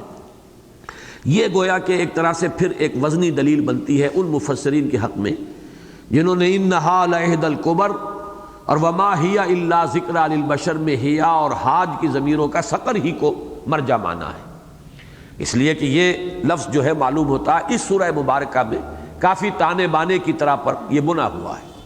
سأصلیہ سقر وما ادراک ما سقر لا تبقی ولا تذر، اب پھر یہاں یہ آ گیا ما سلککم فی سقر، کس چیز نے تمہیں جھونک دیا ہے جہنم میں، سقر میں، کیا سبب بنا۔ اگلی 3 آیات میں پورا فلسفہ دین ہے۔ اب یوں سمجھیے آپ ان آیات پر غور کرتے ہوئے کہ یہ بالکل ابتدائی دور کی آیات ہیں، ابھی یہ پورا قرآن نازل نہیں ہوا ہے، دین کا ہیولہ بن رہا ہے، شریعت کا یوں سمجھیے کہ بلو پرنٹ ہے، اس کا بھی ابھی رف خاکہ بن رہا ہے۔ وہ کیا ہے کہ شریعت کے اندر اصل بنیادی جو ہے تعلیمات وہ کیا ہیں، جن کے عدم کی وجہ سے، جن کے پورے نہ ہونے کی وجہ سے، جن پر عمل نہ کرنے کی وجہ سے آدمی جہنم میں جاتا ہے، وہ کیا ہے؟ قالوا لم نک من المصلین، وہ کہیں گے یا انہوں نے کہا، اور یہ اکثر و بیشتر قرآن مجید میں ہے، آخرت کی خبریں، جنت کی، دوزخ کی، ان کے آپس کی گفتگو، یہ سب ماضی کے صیغے میں آتا ہے۔ قالوا انہوں نے کہا، یعنی وہ کہیں گے، لیکن یہ کہ عربی زبان میں فعل ماضی جو ہے وہ صرف زمانہ ماضی کے لیے نہیں آتا بلکہ کسی شے کی قطعیت کو بھی ظاہر کرتا ہے۔ یہ اتنی یقینی باتیں ہیں کہ گویا کہ کہہ دیا، کہا جا چکا۔ قالوا وہ کہیں گے لم نک من المصلین، ہم نہیں تھے نماز پڑھنے والے۔ معلوم ہوا پہلی چیز دین میں تعلق مع اللہ ہے، جس کا ذریعہ، جس کی بنیاد، جس کا ستون، جس کا عماد نماز ہے۔ یہ دین کے فلسفے کے اندر پہلا پتھر ہے اس کی عمارت کا، اس کی بنیاد کا، وہ نماز ہے۔ آپ کا قبلہ درست ہو، اللہ کے ساتھ جڑ گئے ہو، اور اللہ کے ساتھ جڑ جانا، اب یہاں مسلین جو ہے اس کو آپ جو نماز جو شکل بنی ہے ہماری نماز کی، وہ اپنی جگہ پر ہے، صرف اسی کو ذہن میں نہ رکھیے، ہر شریعت میں صلاۃ نہیں ہے۔ پھر لفظ صلاۃ جو حضرت لقمان استعمال کرتے ہیں، یا بنی اقیم الصلاۃ، جبکہ ان کے بارے میں معلوم ہے نہ وہ نبی تھے، نہ رسول تھے، نہ کسی نبی کے امتی تھے، وہاں صلاۃ کے کیا معنی ہوں گے؟ اس لیے کہ وہاں پر اب سمجھنا ہوگا کہ صلاۃ کے اصلی معنی کیا ہے؟ اقدام الی الشیء، کسی شے کی طرف متوجہ ہونا۔ اللہ کو پہچان لینا کافی نہیں ہے، اس کی طرف توجہ کا ارتکاز ضروری ہے۔ پہچان لینا، مان لینا، یہ تو گویا کہ پہلا قدم ہے، لیکن اصلاً جو مطلوب ہے وہ یہ کہ آپ کا اس کا ایک تعلق قائم، آپ کے اور اس کے مابین ایک قول و قرار ہوتا رہے، گفتگو ہوتی رہے۔ یہ دعا اور مناجات کیا ہے؟ اسی لیے فرمایا گیا الصلاۃ عماد الدین، یہ تو دین کا ستون ہے، اور یہ بھی فرمایا گیا کہ الصلاۃ معراج المومنین، جیسے مکالمہ ہوا ہے حضور صلی اللہ علیہ وسلم کا معراج میں اللہ تعالیٰ کے ساتھ، ایسے ہی نماز میں آپ کا مکالمہ ہے اللہ کے ساتھ۔ وہ حدیث جو آتی ہے جو مسلم شریف کی حضرت ابو ہریرہ سے رضی اللہ تعالی عنہ کہ جب میرا بندہ کہتا ہے الحمدللہ رب العالمین، قال اللہ تعالی، حضور فرماتے ہیں، اللہ فرماتا ہے اس پر کہ حمدنی ربی، حمدنی عبدی، میرے بندے نے میری حمد کی۔ جب بندہ کہتا ہے الرحمن الرحیم، اثنا علی عبدی، میرے بندے نے میری ثنا کی۔ جب بندہ کہتا ہے مالک یوم الدین، اللہ فرماتا ہے مجدنی عبدی، میرے بندے نے میری بڑی تمجید کی، میرا بڑا مقام بیان کیا۔ تو یہ تو ایک مسلسل یوں سمجھیے کہ نماز کا معاملہ جو ہے وہ تو یہ کہ جن کے تو وہ قلب بیدار ہوتے ہیں انہیں تو اس کی کیفیت کا احساس ہوتا ہے کہ جیسے وہ حضوری قلب جنہیں میسر ہے، گویا کہ ایک مکالمہ اللہ کے ساتھ ہو رہا ہے۔ علامہ اقبال نے اسی کو، جو ان کا لیکچر ہے غالباً چوتھا ہے شاید یا تیسرا، meaning of prayer in Islam, reconstruction میں، تو اس پریئر کی جو حقیقت انہوں نے بیان کی، پریئر کیا ہے؟ اور حدیث جو آتی ہے کہ الدعاء مخ العبادہ، الدعاء هو العبادہ، دعا ہی تو اصل جوہر ہے عبادت کا، بلکہ اصل عبادت ہے ہی دعا۔ کیوں؟ ذکر میں اور دعا میں فرق کیا ہے؟ ذکر آپ کر رہے ہوتے ہیں سبحان اللہ سبحان اللہ سبحان اللہ، یہ غیابی ذکر ہے، اس میں اللہ سے خطاب نہیں ہے آپ کا، آپ نے ایک حقیقت کی تکرار کر رہے ہیں، اللہ اکبر اللہ اکبر اللہ اکبر، یہ ذکر ہو رہا ہے، لیکن یہ اللہ اکبر ایک جملہ خبریہ ہے، اس میں آپ کا کوئی خطاب اللہ کے ساتھ نہیں ہے۔ دعا میں مخاطبت ہوتی ہے، اے میرے رب، اے پروردگار، اے میرے مالک، اے رحیم، اے شفیق۔ اب یہ جو گفتگو کا انداز ہے، اس کو کہتے ہیں علامہ اقبال کہ یہ انفائنائٹ ایگو اور اس کے سامنے آ کر فائنائٹ ایگو کھڑی ہوتی ہے اس وقت۔ یہ ہماری انائے محدود، ہم چھوٹی سی انا کے مالک ہیں، انا میں، اور وہ ایک انائے کبیر ہے، اننی انا اللہ لا الہ الا انا فاعبدنی واقم الصلاۃ لذکری۔ وہ انائے کبیر، وہ انائے مطلق، یہ انائے صغیر۔ دیکھیے مجھے شعر یاد آیا اقبال کا، اسی کیفیت میں کہا ہے انہوں نے، تو ہے محیط بے کراں میں ہوں ذرا سی آبجو، یا مجھے ہم کنار کر یا مجھے بے کنار کر۔ یا تو اپنے ساتھ ملا لے، اس لیے کہ ایک قطرہ بھی دریا میں اگر شامل ہو جائے گا تو دریا بن گیا، لیکن یا یہ کہ پھر مجھے کو اتنی وسعت دے دے کہ میں بھی دریا بن جاؤں۔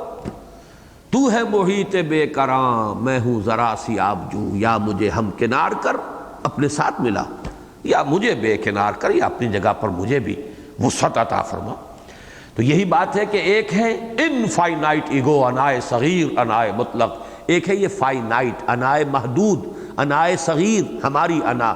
جب یہ انا اللہ کے سامنے آئی، روبرو آتی ہے، یہ روبرو جو کبھی ٹیلی ویژن کا ایک پروگرام تھا، تو یہ ان دو اناؤں کا روبرو ہونا ہے نماز در حقیقت۔ اور یہ گویا کہ ایک سب سے پہلا بنیادی پتھر ہے دین کے فلسفے کا، جس کو یہاں بڑے سادہ الفاظ میں تعبیر کیا گیا کہ جہنم میں جھونکنے والا پہلا جرم عظیم انسان کے لیے کیا ہے؟ قالوا لم نک من المصلین، نہیں تھے ہم نماز پڑھنے والوں میں۔ اب اس کو صرف سادگی سے محض نماز کا وہ تصور لے کر نہ آگے گزر جائیں، بلکہ جیسا کہ میں نے عرض کیا یہ حکمت دین کی بھی بنیاد ہے شریعت میں۔ شریعت نام ہی دو چیزوں کا، حقوق اللہ، حقوق العباد۔ حقوق العباد کے لیے عنوان کیا ہے؟ وَلَمْ نَكُنْ نُطْعِمُ الْمِسْكِينَ، اور نہیں تھے ہم مسکین کو کھانا کھلانے والے۔ ہم پر اس درجے بخل کا غلبہ ہو گیا تھا، ہم پر اس درجے شح غالب آ گئی تھی، ہم پر اس درجے خود غرضی غالب آ گئی تھی، ہم مسکین کو کھانا کھلانے والوں میں نہ تھے۔ اب دیکھیں یہی بات آپ کو ملے گی، أَرَأَيْتَ الَّذِي يُكَذِّبُ بِالدِّينِ فَذَلِكَ الَّذِي يَدُعُّ الْيَتِيمَ وَلَا يَحُضُّ عَلَى طَعَامِ الْمِسْكِينِ فَوَيْلٌ لِّلْمُصَلِّينَ الَّذِينَ هُمْ عَنْ صَلَاتِهِمْ سَاهُونَ۔ یہاں پر یہ کہ پہلے حقوق العباد اور پھر نماز کا ذکر آیا، یہاں یہ ہے کہ نماز کا ذکر پہلے ہے اور حقوق العباد کے لیے عنوان۔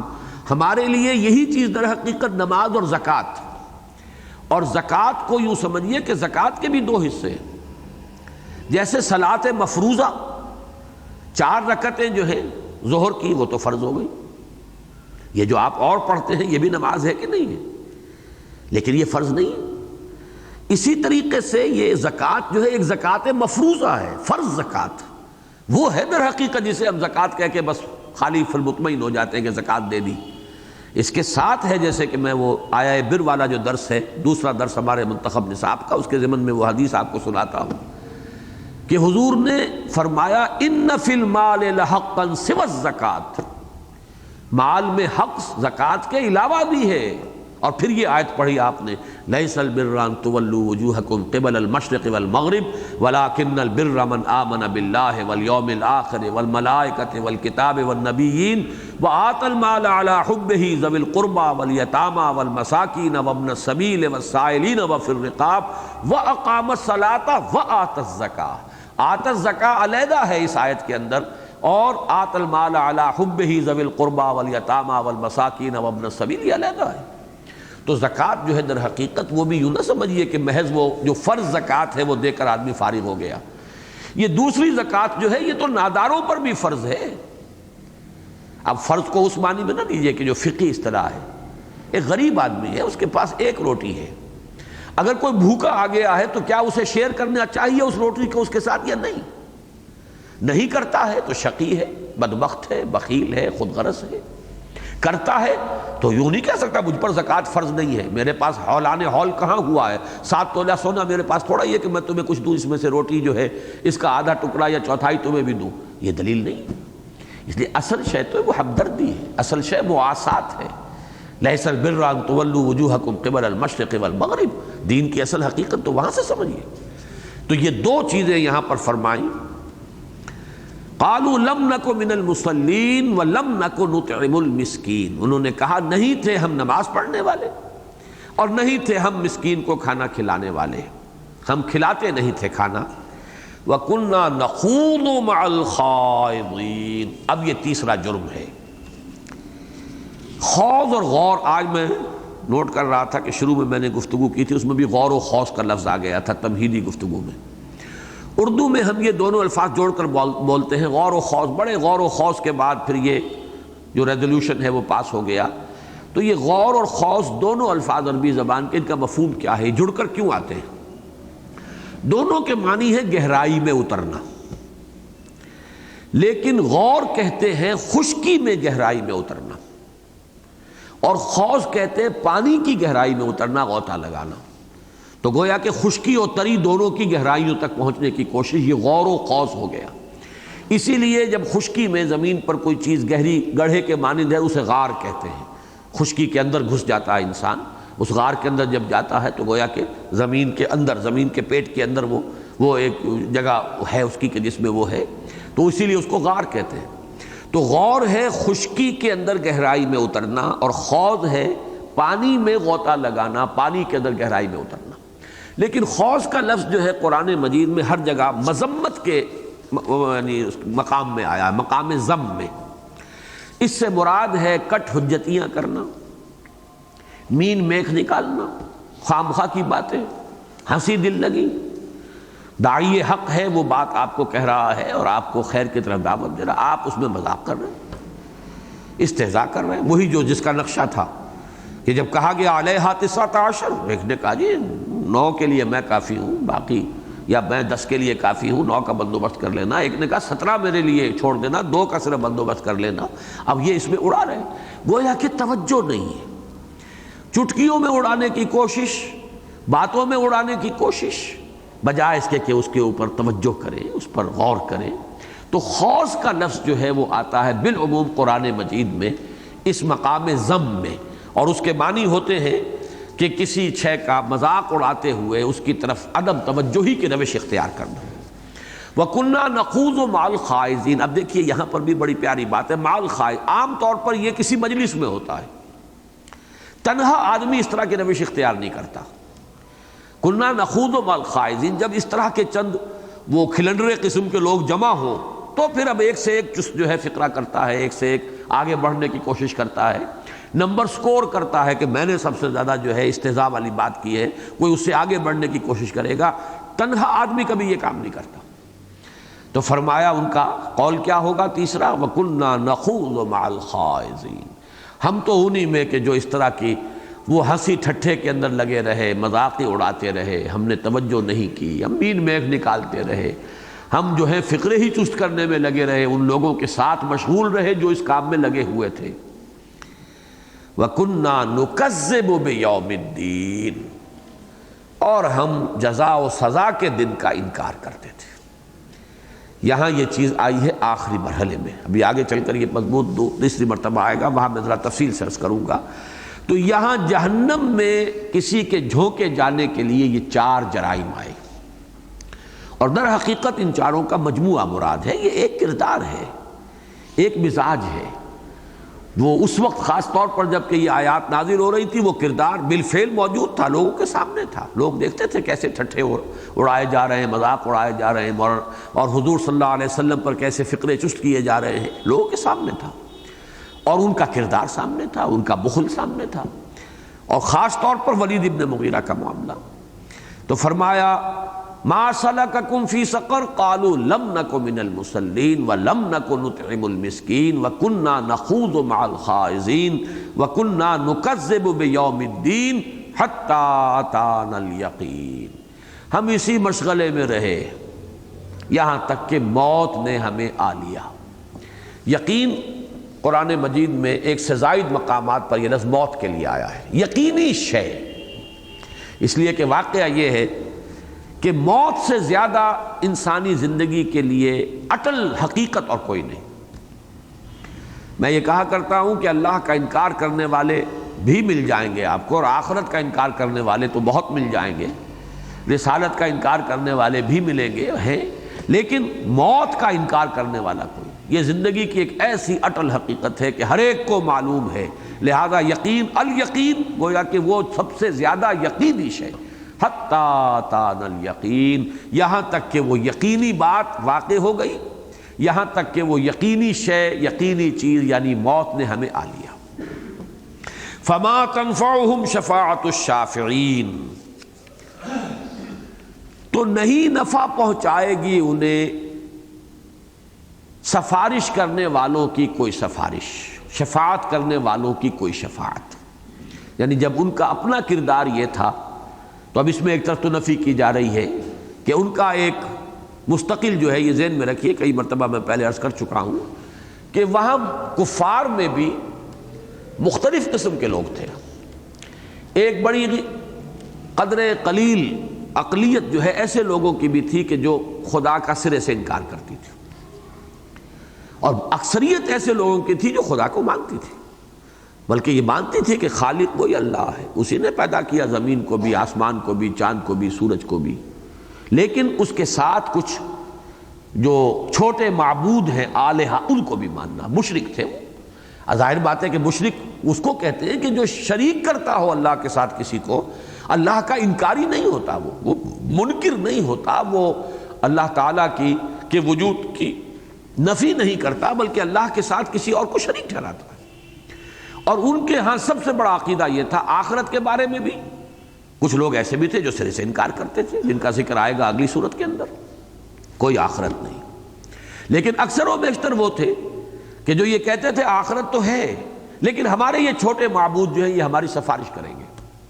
ہؤلاء شفعاؤنا عند اللہ، ہم ان کی جو ڈنڈوت کرتے ہیں اور ان کے چڑھاوے چڑھاتے ہیں، ان کے لیے ہم نے استھان بنائے ہیں، ان کی تعظیم کرتے ہیں، اور یہ در حقیقت یہ مورتیاں نہیں، یہ مورتیاں تو صرف علامت کے طور پر ہیں، اصل میں یہ خدا کی بیٹیاں ہیں، فرشتے ہیں۔ ان فرشتوں کے ساتھ اپنے ایک ذہنی رابطے کے لیے ہم نے یہ شکلیں بنا لی ہیں، مورتیاں بنا لی ہیں۔ وہ خدا کی بیٹیاں ہیں، بڑی لاڈلی ہیں، بڑی پیاری ہیں، وہ جس کی سفارش کر دیں گی بیڑا پار ہو جائے گا۔ تو ہم ان کے لیے یہ جو بھی ہم نے مراسم عبودیت جو ہے ان کے لیے ہم نے اس لیے اختیار کیے تاکہ وہ راضی ہو جائیں، وہ سفارش کریں گی، ہمارا بیڑا پار ہو جائے۔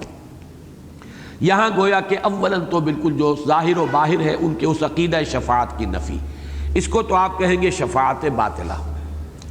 باقی یہ کہ میں نے آج غور کیا، اسی آیت سے دیکھیے دو مختلف نتائج نکالے گئے ہیں۔ بہت سے حضرات نے بلکہ اکثر نے تو اس سے شفاعت کا اثبات کیا ہے۔ فما تنفعهم شفاعت الشافعین، نہیں فائدہ پہنچائے گی انہیں سفارش کرنے والوں کی سفارش۔ گویا کہ ثابت ہو گیا کہ سفارش کرنے والے بھی ہیں، سفارش بھی ہے، لیکن وہ ان کے حق میں مفید نہیں۔ الفاظ جو ہے آیت کے وہ بول رہے ہیں، نتیجہ یہی نکل رہا ہے۔ اور یہی اہل سنت کا، اہل سنت والجماعت کا متفق علیہ جو ہے یہی موقف ہے، یہی عقیدہ ہے، سفارش ہے، شفاعت ہے۔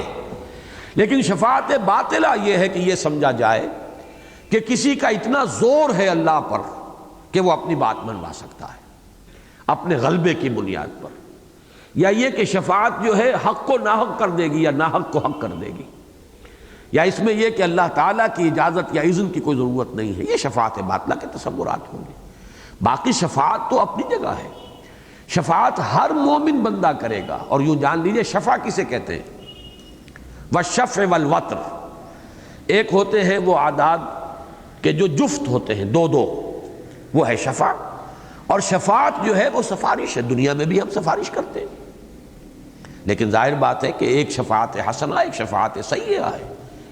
آپ نے حق کو ناحق بنانے کے لیے یا ناحق کو حق کرنے کے لیے شفاعت کی ہے، جیسے کہ سورہ نساء میں آیا ہے، تو آپ نے اپنی عاقبت برباد کی ہے۔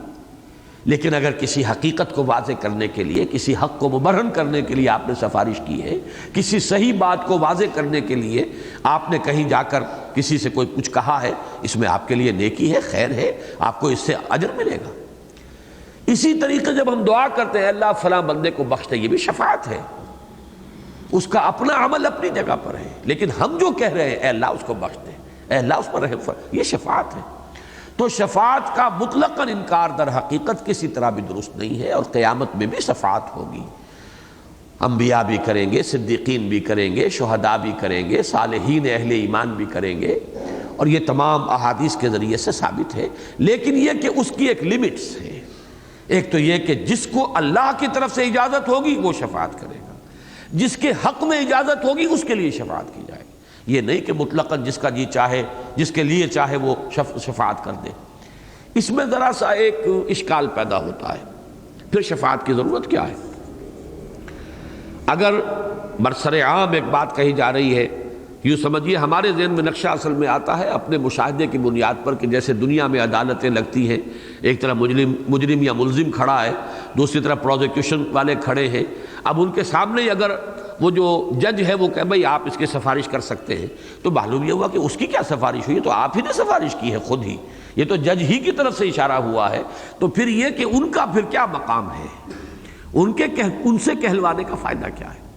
حقیقت میں اس میں جو چیز مضمر ہے اور جو چیز ہماری نگاہوں سے اوجھل رہ جاتی ہے کہ یہ چیزیں اس طرح واضح نہیں ہوں گی، وہاں بھی اللہ تعالیٰ کی طرف سے اخفاء کے ساتھ اپنے نیک بندوں کو اجازت دی جائے گی کہ فلاں کے حق میں اگر آپ شفاعت کرنا چاہیں تو کر دیں۔ باقی لوگوں کے سامنے وہ معاملہ اسی اعتبار سے آیا تھا کہ اللہ کے اس ولی نے یا اللہ کے اس نبی نے یا اللہ کے اس نیک بندے نے سفارش کی ہے، لیکن یہ ہوگا اللہ کی طرف سے اذن کی بنیاد پر، بغیر اذن اجازت میں شفاعت نہیں ہے۔ اس کا کوئی تصور اگر ذہن میں ہے تو وہ باطل ہے۔ بہرحال اپنی جگہ پر شفاعت کا اس بات یہ اہل سنت والجماعت کے متفق علیہ عقائد میں سے، البتہ جنہیں کچھ زیادہ مسالہ لگ جاتا ہے، وہ توحید کا مسالہ ہو یا کچھ اصول پرستی کا مسالہ کچھ زیادہ لگ جاتا، تو جب وہ نفی کلی پر آتے ہیں تو بہت سی چیزیں کہ جو نصوص سے ثابت ہیں ان کا بھی وہ انکار کرنے کی طرف مائل ہو جاتے ہیں۔ اس کی ایک مثال مجھے اس آیت میں ملی کہ اس آیت کا ظاہر تو بول رہا ہے، اس بات شفاعت کی طرف اشارہ کر رہا ہے، فَمَا تَنْفَعُهُمْ شَفَاعَةُ الشَّافِعِينَ، ان کے حق میں کسی سفارش کرنے والے کی سفارش مؤثر نہیں ہوگی، فائدہ نہیں پہنچائے گی۔ گویا کہ اس بات ثابت ہو رہا ہے کہ شفاعت بھی ہے اور شفاعت کرنے والے بھی ہیں، لیکن یہ کہ ایک اصول ہے نفی الشیء بنفی لازم ہی، کسی شے کے جو لازمی اس کا نتیجہ نکلتا ہو اس کی نفی کے ذریعے سے اس شے کی نفی مراد ہوتی ہے۔ جیسے امرؤ القیس کا ایک ہمارے جدید مفسرین میں سے ایک صاحب نے مصرع نقل کیا ہے، لا یہتدی بمنارہ، اس کے میناروں سے کوئی ہدایت نہیں لے سکتا، اور در حقیقت وہاں نفی کرنی ہے، مینار ہے ہی نہیں، لا یہتدی بمنارہ، اس کے میناروں سے کوئی ہدایت نہیں ملتی، یعنی وہاں کوئی مینار ہے ہی نہیں جن سے ہدایت ملے۔ اس کو دلیل بنا کر کہا گیا ہے کہ اس میں در حقیقت شفاعت کا انکار مطلق ہے کہ کوئی شفاعت نہیں ہوگی۔ میں یہ سمجھتا ہوں کہ یہ زیادتی ہے، قرآن مجید سے مختلف جگہوں سے ثابت ہے شہادت، یہ جہاں تک کہ اس کا شفاعت کا اس بات ہے، اور احادیث تو اس میں صریح ہے۔ البتہ یہ کہ ہر شے کے ایک لمٹ ہے، اس کو حدود کے اندر رکھیے تو بات صحیح ہے۔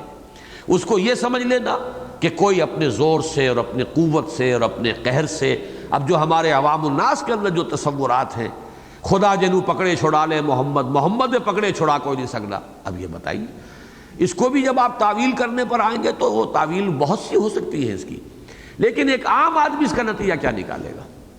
اس کے دل کے اندر جو خیال اس کے ذریعے سے پیدا ہوگا وہ یقیناً اس کے لیے بہت بڑی گمراہی کا، عملی اعتبار سے بہت بڑی گمراہی کا سبب بن جائے گا۔ اس اعتبار سے اس میں اعتدال کی ضرورت ہے، نہ وہ تصور شفاعت کا جو کفار و مشرکین کے شفاعت باطلہ کے ساتھ جس کے ڈانڈے جڑ جائیں، نہ اس کی وہ نفی مطلق کہ اس کا سرے سے انکار کر دیا جائے، جیسے قرآن مجید میں ہے کہ اللہ کے اذن کے بغیر شفاعت نہیں ہے، من ذا الذی یشفع عندہ الا باذنہ، یہ اللہ کے اذن کے ساتھ تو شفاعت ہے نا، کون ہے وہ جو شفاعت کر سکے اس کے پاس مگر اس کے اذن سے؟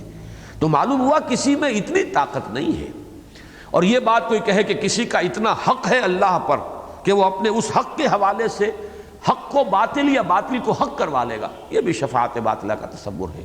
باقی یہ کہ اللہ تعالیٰ سے استدعا، اللہ تعالیٰ سے استغفار، اے اللہ یہ تیرے بندے ہیں، اگر تو معاف فرما دے تجھے اختیار ہے، باقی یہ اپنے اعمال کے ذریعے سے تو یہ عذاب کے مستحق ہو چکے ہیں۔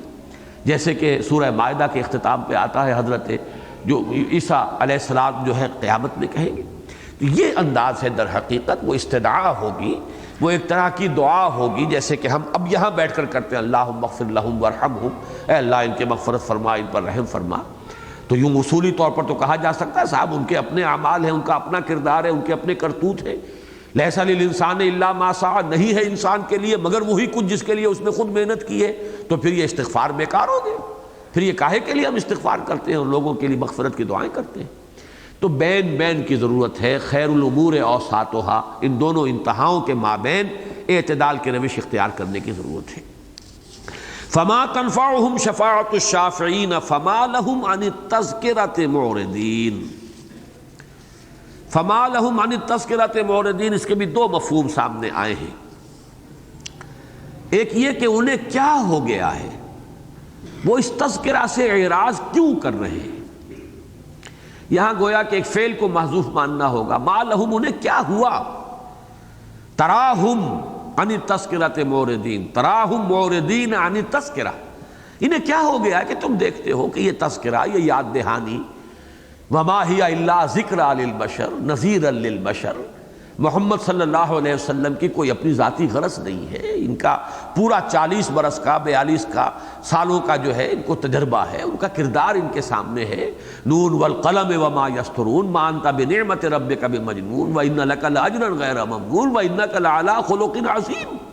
پھر کیا ہو گیا ہے، کیا افتاد پڑی ہے انہیں، کیا ان کے لیے یہ آفت ان پر آئی ہے؟ تو گویا کہ یہاں پر یہ ماں جو ہے یہ ایک طرح سے سوالیہ اس معنی میں ہے کہ انہیں کیا حاصل، کیا ان کو سبب بن گیا ہے، کیا بپتا پڑی ہے کہ یہ اعراض کر رہے ہیں اس تذکرہ سے۔ ایک مفہوم یہ ہے کہ ما حصل لہم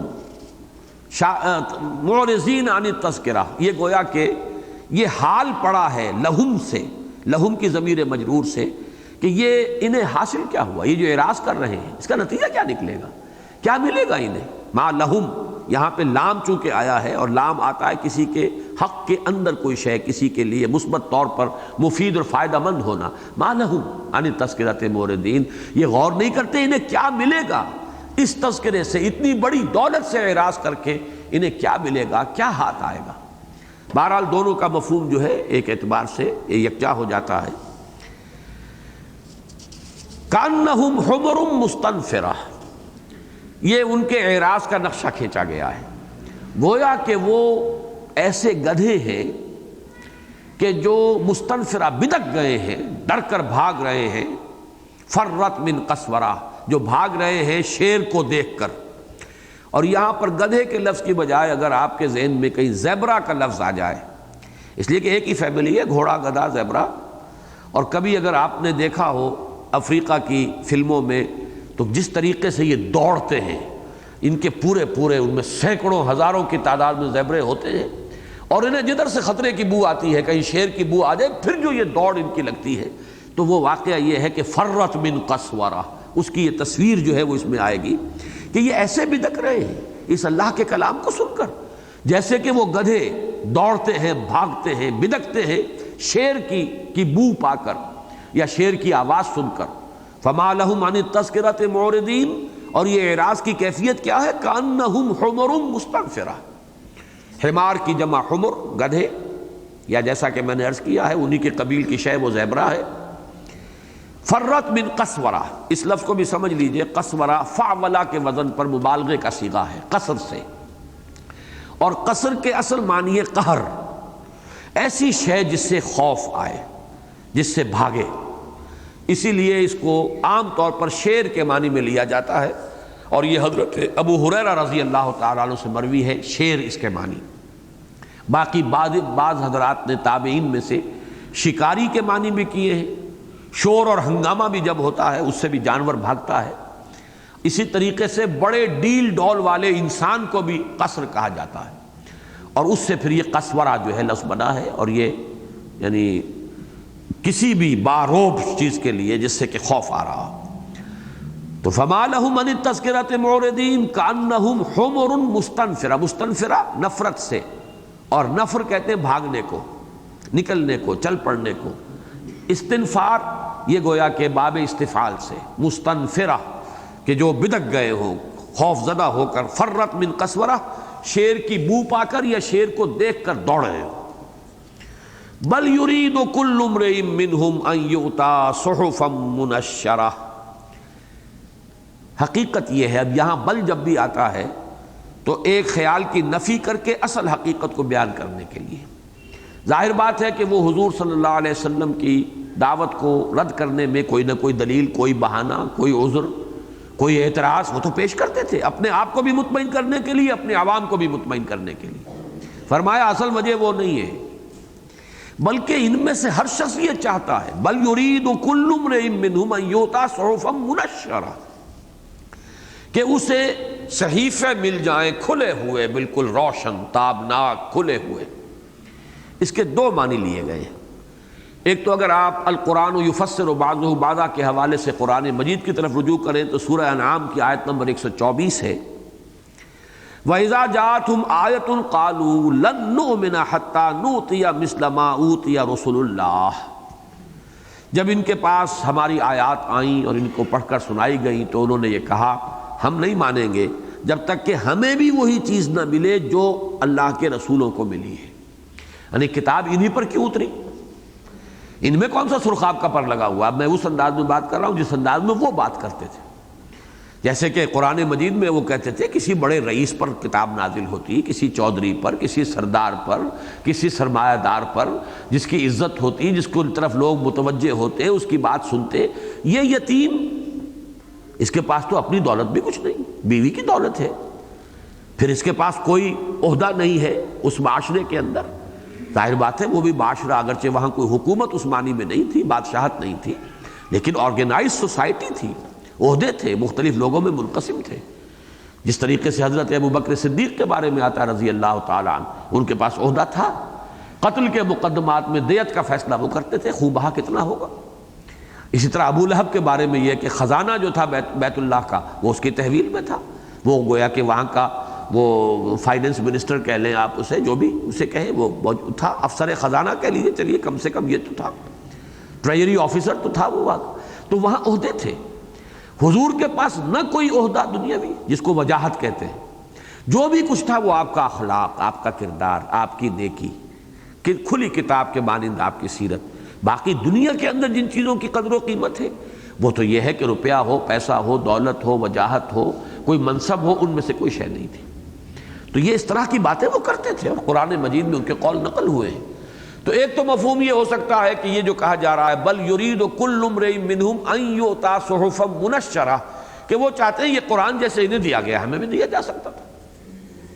آج کا کوئی نوجوان کہے گا کہ اللہ کے لیے کیا مشکل تھا کہ اتنے ارب نسخے قرآن مجید کے پرنٹ کر کے ہر انسان کے پاس بھیج دیتا، معجزے کی شکل میں بھی آتی شے اور ہر ایک کو معلوم ہو جاتا واقعی اللہ کا کلام ہے۔ یہ چپکے چپکے ایک ہی شخص کو جو ہے وحی کی جا رہی ہے اور اس شخص نے جو ہے اس کو پھر پیش کیا ہے کہ کیا ضرورت تھی اس کی؟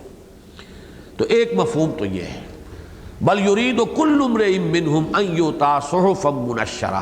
ایک رائے کہ جو تابعین سے منقول ہے، وہ روایت ہے تفسیری، کہ وہ یہ کہتے تھے کہ اے محمد ہم آپ کی بات مان لیں گے، بشرطے کہ جیسے میں نے آپ کو بتایا پچھلی مرتبہ ان کے بہت سے مطالبے تھے، ہمیں ایسے معجزے دکھائیے، لن نؤمن لك حتى تفجر لنا من الارض ينبوعا او تكون لك جنة من نخيل وعنب فتفجر الانهار خلالها تفجيرا او يكون لك بيت من زخرف او ترقى في السماء۔ تو یہ تمام ان کے مطالبے تھے کہ آپ آسمان پہ چڑھ کر دکھائیں، کتاب لے کر اترتے ہوئے نظر آئیں، آپ اس سنگلاخ وادی میں فوراً ایک چشمہ نکال کر بہا دیجئے، آپ یہاں پر ایک کھجوروں کا اور انگوروں کے بیلوں کا باغ جو ہے اچانک آپ کے لیے ہو جائے، ایک محل ہو سونے کا بنا ہوا آپ کے لیے، تو یہ چیزیں اگر ہو جائیں تو ہم ایمان لے آئیں گے۔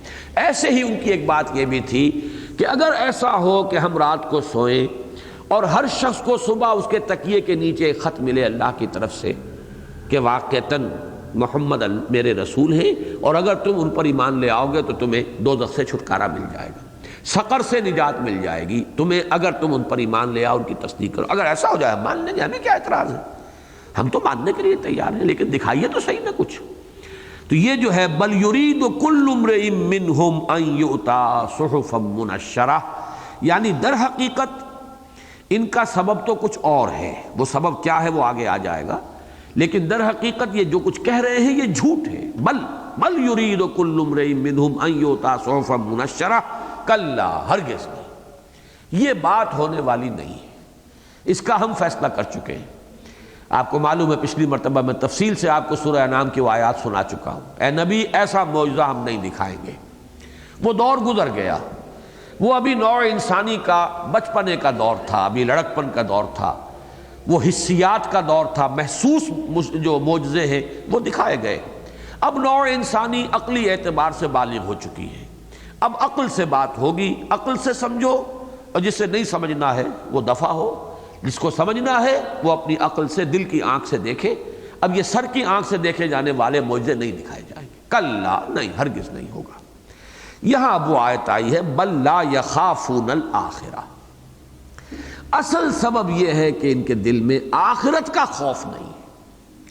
یہ ہے وہ در حقیقت ایک اہم آیت جس سے کہ اس سورہ مبارکہ کا اب ایک ربط قائم ہوگا سورہ قیامہ کے ساتھ بھی۔ لا اقسم بیوم القیامہ ولا اقسم بالنفس اللوامہ ایحسب الانسان ان لن نجمع عظامہ۔ لیکن یہ کہ میں یہ چاہتا ہوں کہ اسے آج آپ اچھی طرح سمجھیں۔ ولید بن مغیرہ کی جیسے میں نے آپ کے سامنے وضاحت کی ہے کہ کیسے وہ پہنچ گیا تھا، قسمت کی خوبی دیکھیے ٹوٹی کہاں کمند، دو چار ہاتھ جب کہ لبے بام رہ گیا۔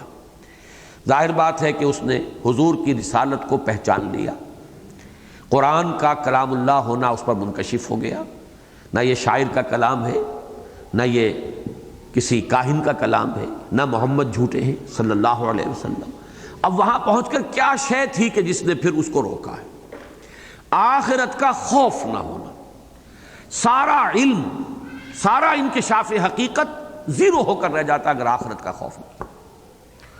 یہی معاملہ عمل میں ہے، ہم مسلمانوں کا معاملہ یہی ہے۔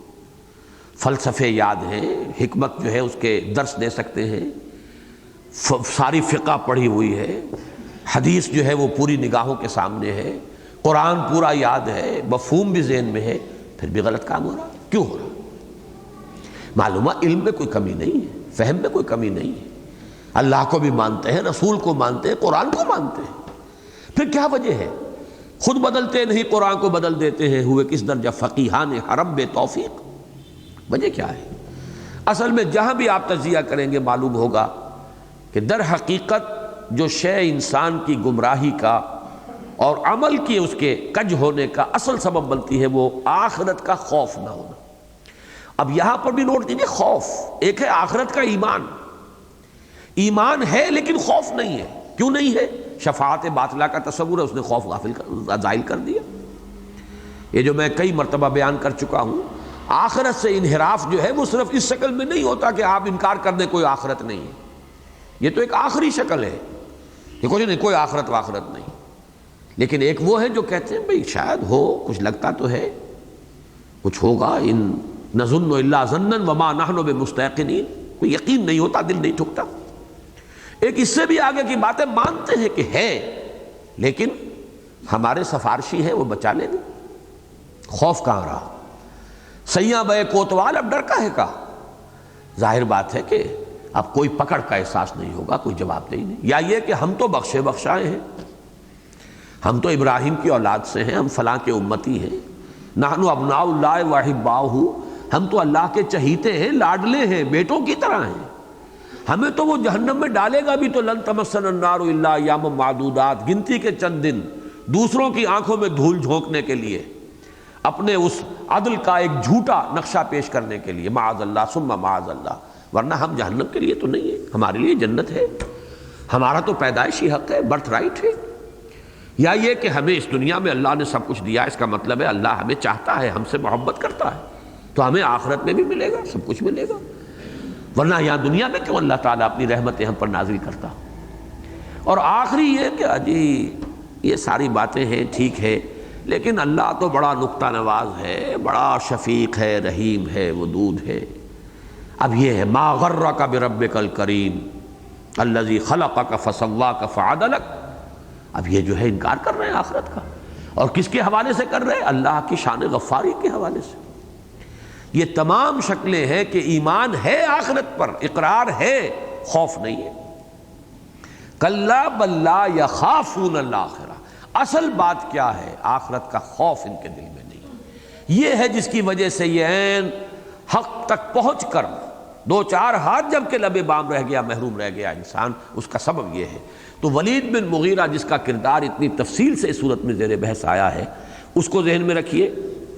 پھر دیکھیے سورۃ اللیل، جو آخری پارے میں، اب زیادہ دور ہم نہیں رہے، ویسے یہ کہ اس کا میں نے جمعے میں بھی درس دیا ہے مختلف مواقع پر۔ وہ تیسیر کا فلسفہ جو ہے وہ سب سے زیادہ کھل کر اس میں آیا ہے۔ تین اوصاف لائے گئے ہیں۔ فَأَمَّا مَنْ أَعْطَى وَاتَّقَى وَصَدَّقَ بِالْحُسْنَى فَسَنُيَسِّرُهُ لِلْيُسْرَى، مقابلے میں وَأَمَّا مَنْ بَخِلَ وَاسْتَغْنَى وَكَذَّبَ بِالْحُسْنَى فَسَنُيَسِّرُهُ لِلْعُسْرَى۔ بالکل تقابل ہے اس میں۔ وہ شخص جس میں عطا کا وصف ہے، سخاوت ہے، ہمدردی ہے، اور واتقى، اس کے اندر ہی ایک احساس ہے مسئولیت کا، اسے اندر ہی ایک احساس موجود، اب محسوس کرتا ہے وہ اپنے باطن میں، اپنی فطرت میں، کہ جواب دہی ہوگی، کہیں نہ کہیں ہو نہیں سکتا۔ اَيَحْسَبُ الْإِنسَانُ أَن يُتْرَكَ سُدًى، ایسے ہی چھوڑ دیے جائیں اور کوئی جواب طلبی نہ ہو، کوئی حساب کتاب نہ ہو، تو جو پھونک پھونک کر قدم رکھتا ہے، اسی کے نتیجے میں ہوگا وَصَدَّقَ بِالْحُسْنَى۔ جس شخص میں یہ اتقاء موجود ہوگا اور بخل سے وہ بچ گیا، فَأَمَّا مَنْ أَعْطَى وَاتَّقَى وَصَدَّقَ بِالْحُسْنَى، تصدیق بالحسنى کی کٹھن وادی جو ہے وہ وہی طے کر سکے گا۔ فَسَنُيَسِّرُهُ لِلْيُسْرَى، ایسے لوگوں کے لیے ہم آسانی پر آسانی کرتے چلے جائیں گے، یہاں تک کہ سب سے بڑی آسانی کی جگہ جنت میں پہنچا دیں گے۔ برعکس وَأَمَّا مَنْ بَخِلَ وَاسْتَغْنَى، میں یہاں توجہ دلا رہا ہوں، اتقا اور استغنا۔ استغنا ہے لا ابالیانہ پن، پرواہ نہیں، دریا کو اپنی موج کی طغیانیوں سے کام، کشتی کسی کی پار ہو یا درمیان رہے، پرواہ نہیں، ادھر گئے فقرہ چست کر دیا، احساس ہی نہیں ہوا کہ میں نے کسی کا دل توڑا ہے۔ ایک وہ شخص ہوتا ہے جسے فوراً احساس ہوتا ہے مجھ سے غلطی ہوئی، میں نے اس کے احساسات کو مجروح کیا ہے، جاتا ہے معافی مانگتا ہے، کوئی تلافی کی کوشش کرتا ہے۔ ایک وہ جنہیں پرواہ نہیں، اس پر فقرہ چست کیا، اس کی غیبت کر دی، اس کے اوپر کوئی حملہ کر دیا، اس کی عزت کے اوپر کوئی حملہ کر دیا، اس پر کوئی تہمت جڑ دی، جو چاہ کرنا، پرواہ نہیں ہے کہ کوئی جواب نہیں بھی۔ یہ ہے استغنا، گویا کہ لا ابالیانہ پن، لا ابالی، کوئی پرواہ نہیں۔ نتیجہ کیا ہوگا؟ وَكَذَّبَ بِالْحُسْنَى، یہاں سے اب تک تکذیب ہوگی، یہاں سے لوٹا ہے وہ شخص ولید ابن مغیرہ، تصدیق بالحسنى کی جو وادی ہے اس کو طے نہیں کر سکا، تکذیب بالحسنى جو ہے اس کے اندر گرفتار ہو گیا۔ فَسَنُيَسِّرُهُ لِلْعُسْرَى، تو اس کو ہم آہستہ آہستہ رفتہ رفتہ تنگی میں پہنچا دیں گے، یہاں تک کہ تنگی کی سب سے بڑی جگہ جہنم، اس میں پہنچا دیں گے۔ اسی میں ذرا چند پوائنٹس اور آپ کو آج بتانا چاہتا ہوں۔ سورہ بنی اسرائیل کی آیات 9 اور 10، یہ چونکہ پچھلے دنوں جمعے کے خطبات میں تفصیل سے یہ باتیں آئی ہیں، وہاں جو آخر میں خطاب ہوا ہے بنی اسرائیل سے خطاب ہے، عَسَىٰ رَبُّكُمْ أَن يَرْحَمَكُمْ وَإِنْ عُدْتُمْ عُدْنَا وَجَعَلْنَا جَهَنَّمَ لِلْكَافِرِينَ حَصِيرًا۔ آگے فرمایا إِنَّ هَذَا الْقُرْآنَ يَهْدِي لِلَّتِي هِيَ أَقْوَمُ وَيُبَشِّرُ الْمُؤْمِنِينَ الَّذِينَ يَعْمَلُونَ الصَّالِحَاتِ أَنَّ لَهُمْ أَجْرًا كَبِيرًا وَأَنَّ الَّذِينَ لَا يُؤْمِنُونَ بِالْآخِرَةِ أَعْتَدْنَا لَهُمْ عَذَابًا أَلِيمًا۔ تقابل کرنے کی ضرورت ہے کہ جن کے لیے تبشیر ہے، بشارت ہے، ان کے لیے ایمان اور عمل صالح دو اصطلاحات آئیں۔ وَيُبَشِّرُ الْمُؤْمِنِينَ الَّذِينَ يَعْمَلُونَ الصَّالِحَاتِ أَنَّ لَهُمْ أَجْرًا كَبِيرًا، اور جو دوسرا رخ ہے اس کے لیے ایک لفظ وَأَنَّ الَّذِينَ لَا يُؤْمِنُونَ بِالْآخِرَةِ أَعْتَدْنَا لَهُمْ عَذَابًا أَلِيمًا، اور یہ کہ وہ لوگ کہ جو آخرت پر ایمان نہیں رکھتے، ان کے لیے ہم نے دردناک عذاب تیار کیا ہوا ہے۔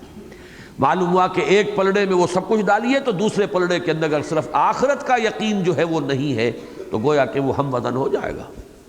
ہدایت کے لیے وہ سب کچھ اور ضلالت کے لیے محض یہ بات کہ جو آخرت پر یقین نہیں رکھتے۔ اسی میں ایڈ کر لیجئے، چونکہ پچھلی مرتبہ وہ آیت بھی میں نے آپ کو سنائی تھی سورہ انعام کی 8ویں پارے کے آغاز میں، وہ فتنہ جو ہے کہ ہم نے اس کو تعداد کو فتنہ بنا دیا ہے، وَمَا جَعَلْنَا عِدَّتَهُمْ إِلَّا فِتْنَةً لِّلَّذِينَ كَفَرُوا۔ اللہ کی یہ سنت ہے، وہ یہ فتنہ آزمائش قدم قدم پر رکھتا ہے، یہاں تک کہ فرمایا وَكَذَلِكَ جَعَلْنَا لِكُلِّ نَبِيٍّ عَدُوًّا شَيَاطِينَ الْإِنسِ وَالْجِنِّ يُوحِي بَعْضُهُمْ إِلَىٰ بَعْضٍ زُخْرُفَ الْقَوْلِ غُرُورًا۔